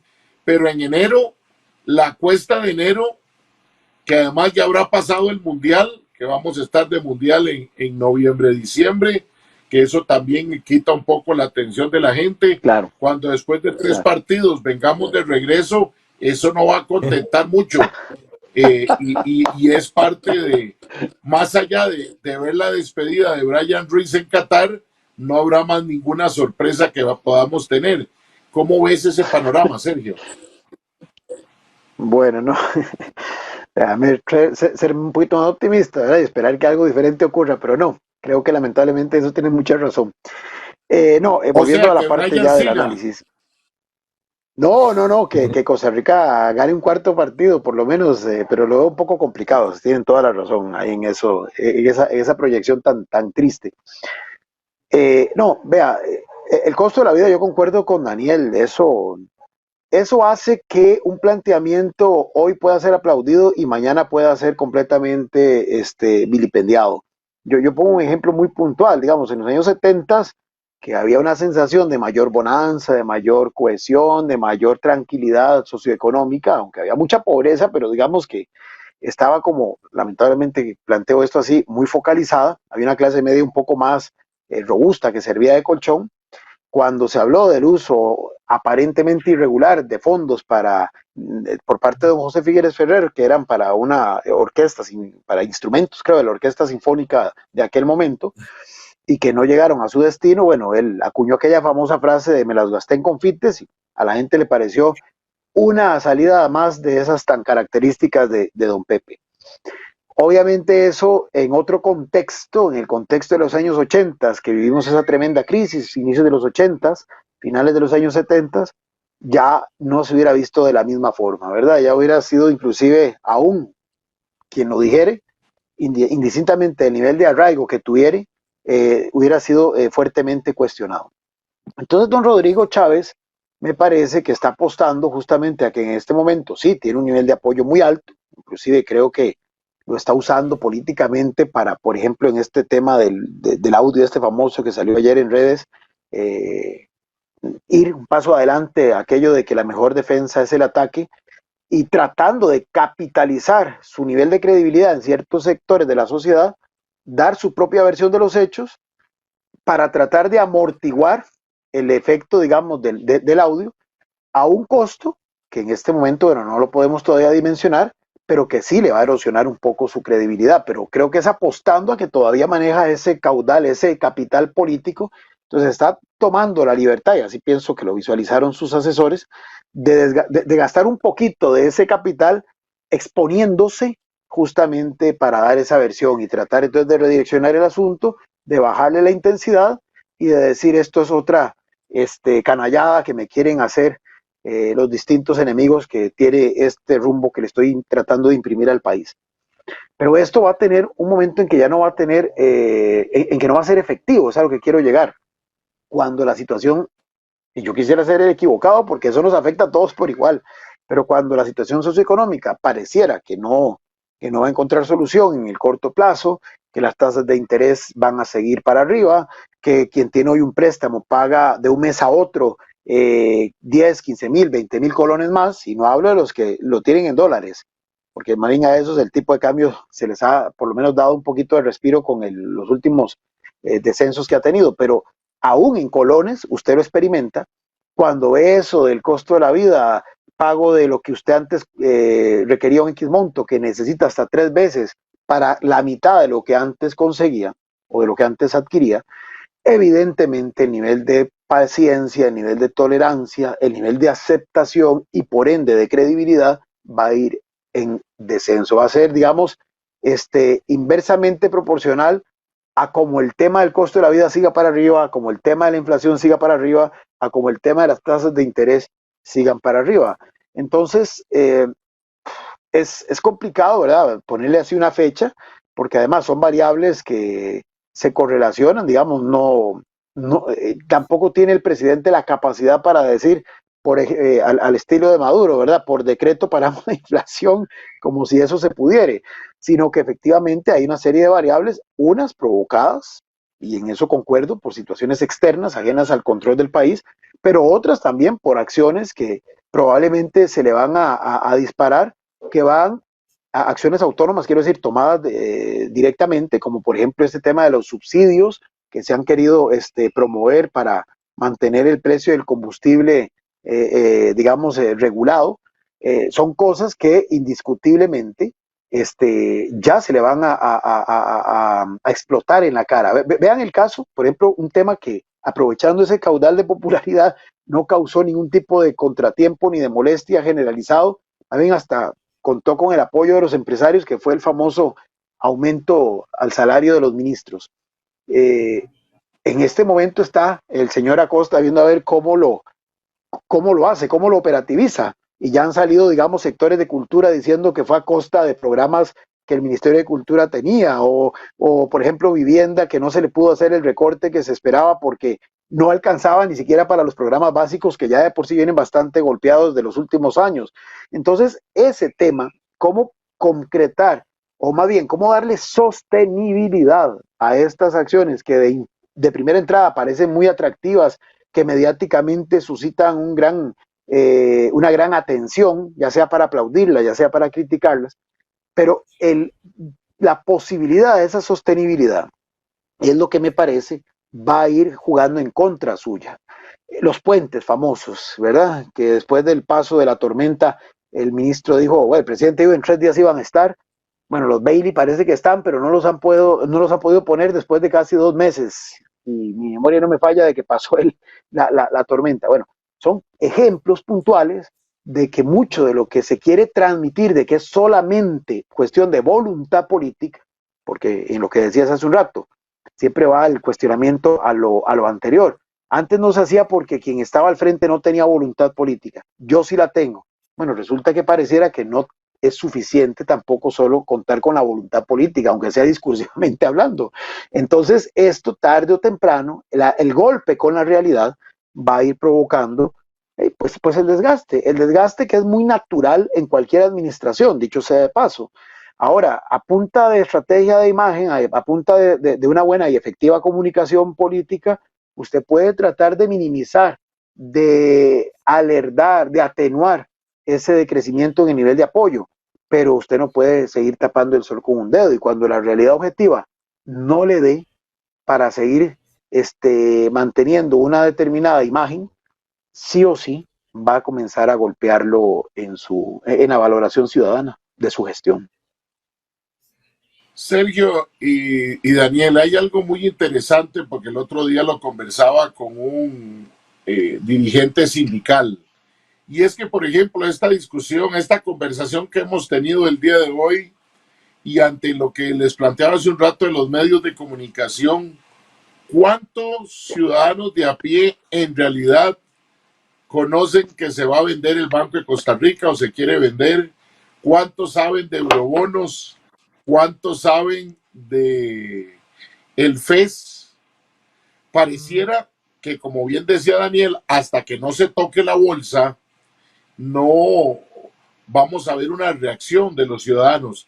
Pero aunado a eso también, y quisiera conocer su opinión, algunos actores de la vida pública del país también se han mantenido muy silenciosos. Y ahora que hablaba sindicalistas, y no fue con ese con el que hablé, hay que mencionar a don Albino Vargas, el cual pareciera que tomó palomitas y se quedó a ver los primeros 100 días para ver qué tanto coincidía con el ataque a la clase política que había gobernado antes de este 8 de mayo del 2022 y que se llevó una sorpresa en la premier de los 100 días, cuando le anunciaron los temas que él tanto ha atacado. Pero en esta sarcasmo con el que planteo lo de don Albino, sí es claro que ha habido una ausencia, primero los medios que han sido, salieron debilitados de la campaña política y que cuando se toparon a Rodrigo Chávez como presidente, ya muchos sabían de que era muy complicado su actuar en el ejercicio del periodismo por un ataque fuerte. Pero, ¿qué pasa con esos actores? ¿Le tendrán miedo al presidente? ¿Le tendrán miedo a acercarse a un medio? Ha sido un silencio muy impresionante estos 3 meses de muchos actores del sector, especialmente social, sindicatos, cooperativas, los colegios profesionales alzaron un poquito la voz ante un anuncio de un decreto en consulta para cambiar las tarifas y volvieron a bajar la cabeza. ¿Cómo ven, Daniel, primeramente, a esos actores que hoy no sabemos si es que no les han tocado la bolsa o si están todavía midiendo el asunto para ver cómo actúan? ¿Cómo lo ves? Igual en función de la Asamblea Legislativa, donde muchos de estos actores sociales buscan que sus proyectos de ley se hagan una realidad. Fernando, primero quisiera referirme a 2 puntuales para después hacer quizá un comentario general. Yo creo que al menos lo que son los sindicatos y los medios de comunicación llevan ya su tiempo de estar en la lona. No digo que no puedan levantarse, pero realmente yo creo que la ley de huelgas, por ejemplo, y otros, son muy pocas las herramientas que hoy tiene pues el sindicalismo, además de que en algunas ocasiones cuando han perdido pues sus fines, pues la reputación que ostentan tampoco les permite pues poder reoxigenarse, no solo en su fortaleza, sino también hablemos de sus liderazgos, que parecen casi que sempiternos, y eso yo creo que también perjudica muchísimo su imagen. Los medios de comunicación, ni qué hablar, ¿verdad? Y creo que lo sabemos, que cuando se corta el tema de las partidas de publicidad para ciertos medios de comunicación, pues prácticamente ellos quedan realmente en una indefensión muy fuerte, y eso los obliga a tener una dependencia y a quizá pues aminorar un poco sus ataques. Pero a nivel general de todos los sectores, yo creo que todos los sectores quienes hoy quizá tienen voces de crítica hacia el gobierno, es que no pueden decir muy duro justamente esas críticas. ¿Por qué es que no lo pueden decir muy duro? Porque el presidente ostenta hoy una popularidad sin precedentes.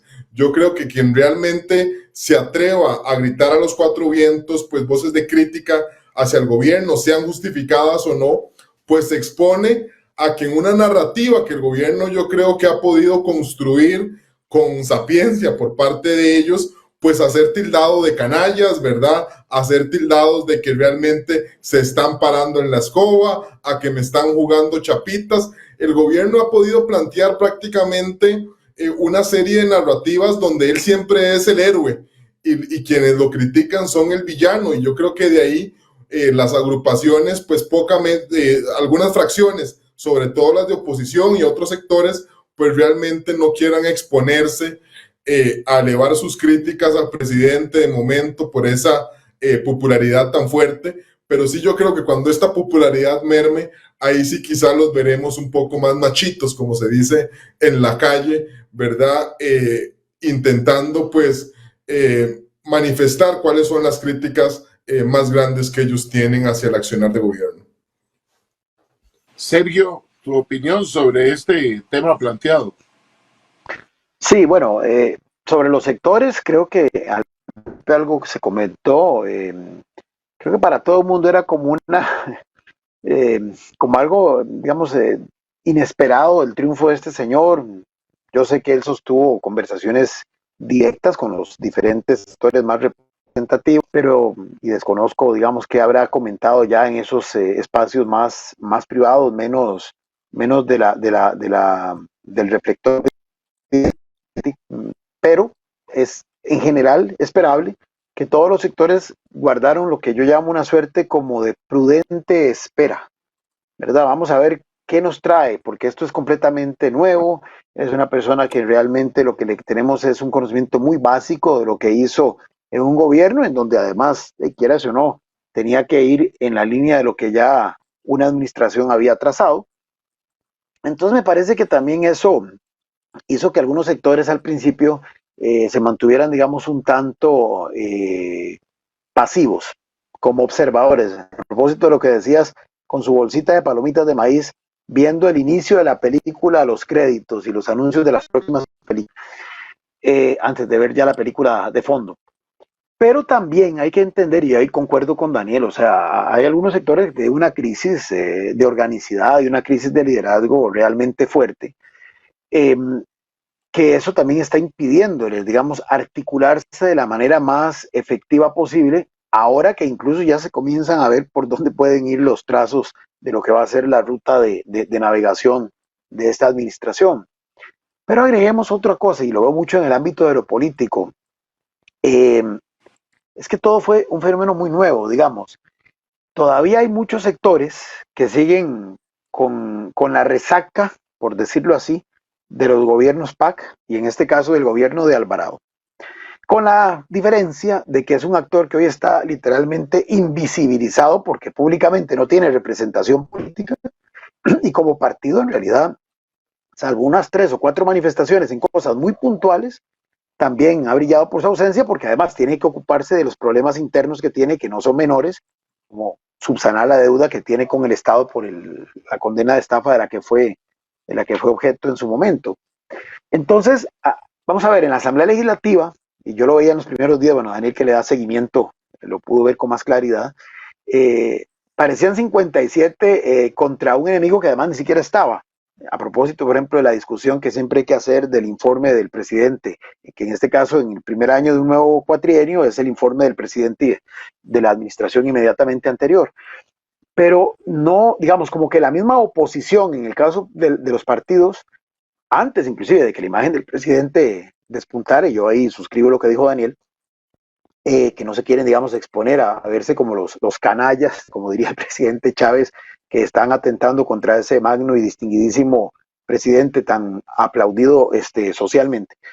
Pero antes de eso, antes de que los primeros estudios comenzaran a indicar que iba a gozar de esa popularidad que hoy, al día de hoy, ostenta, como estaba enfocado en, digamos, atacar a una administración que ya había pasado. Es decir, que si bien es cierto, el gobierno es un continuo, pero ya ese muro así estaba enterrado y era como estar en el cementerio habiendo pasado el funeral y que quedara alguien ahí lanzándole improperios a la bóveda, ¿verdad? Entonces me parece que no tuvieron la claridad en el momento para reordenarse, para entender quién era el actor al que tenían enfrente, que había un partido oficialista que, como lo hablamos ahora brevemente, parece que tampoco tiene muy claro cuál es su propio rol como fracción oficialista, pero en general creo que esta coyuntura de que por primera vez del 49 a la fecha, quien gobernó y gobernó 2 periodos consecutivos ni siquiera está en el escenario político, también generó una suerte como de ambivalencia, no sé, como de zona poco clara, ¿verdad? Como de una zona ahí gris medio, como un limbo, que hizo que algunos quedaran como sin tener certeza de cuál tendría que ser su estrategia.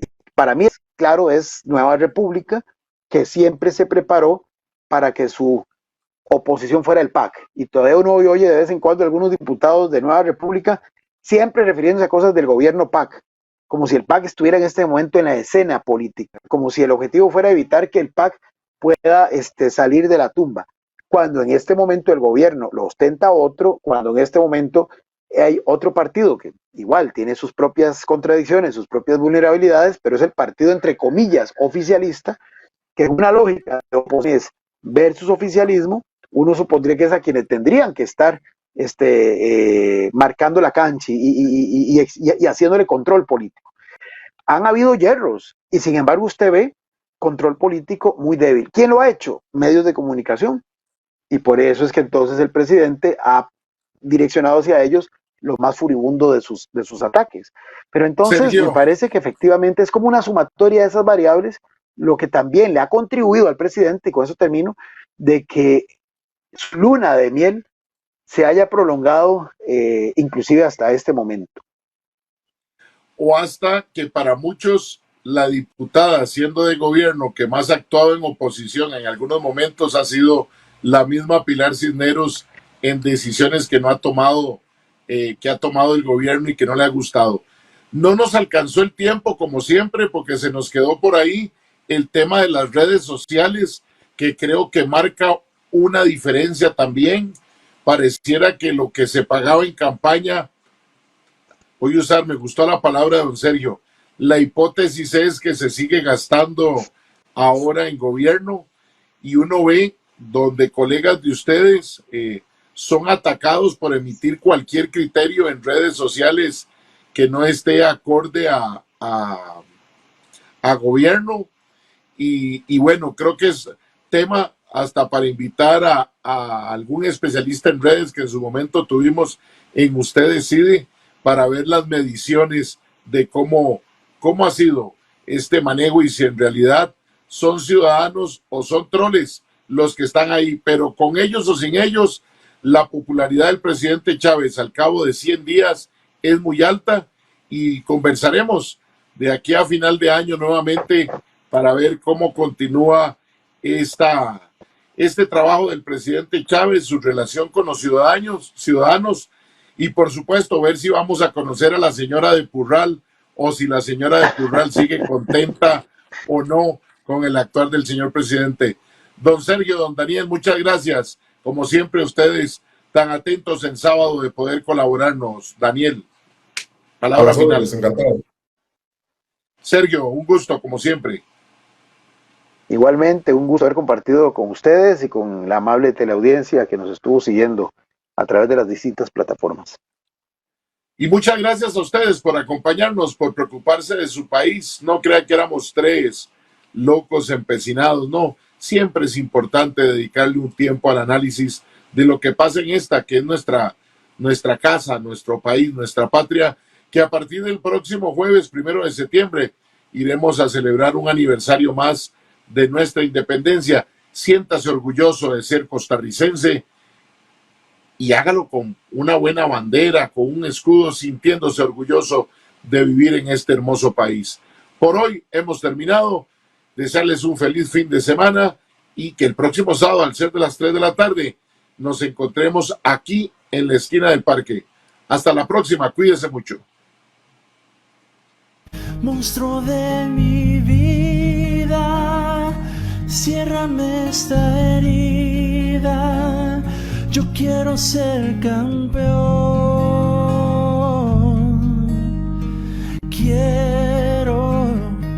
Quiero poder verte levantar la copa de campeón. Aquí estoy, morado soy. Aquí estoy, morado soy. Aquí estoy, morado soy. Aquí estoy, morado soy.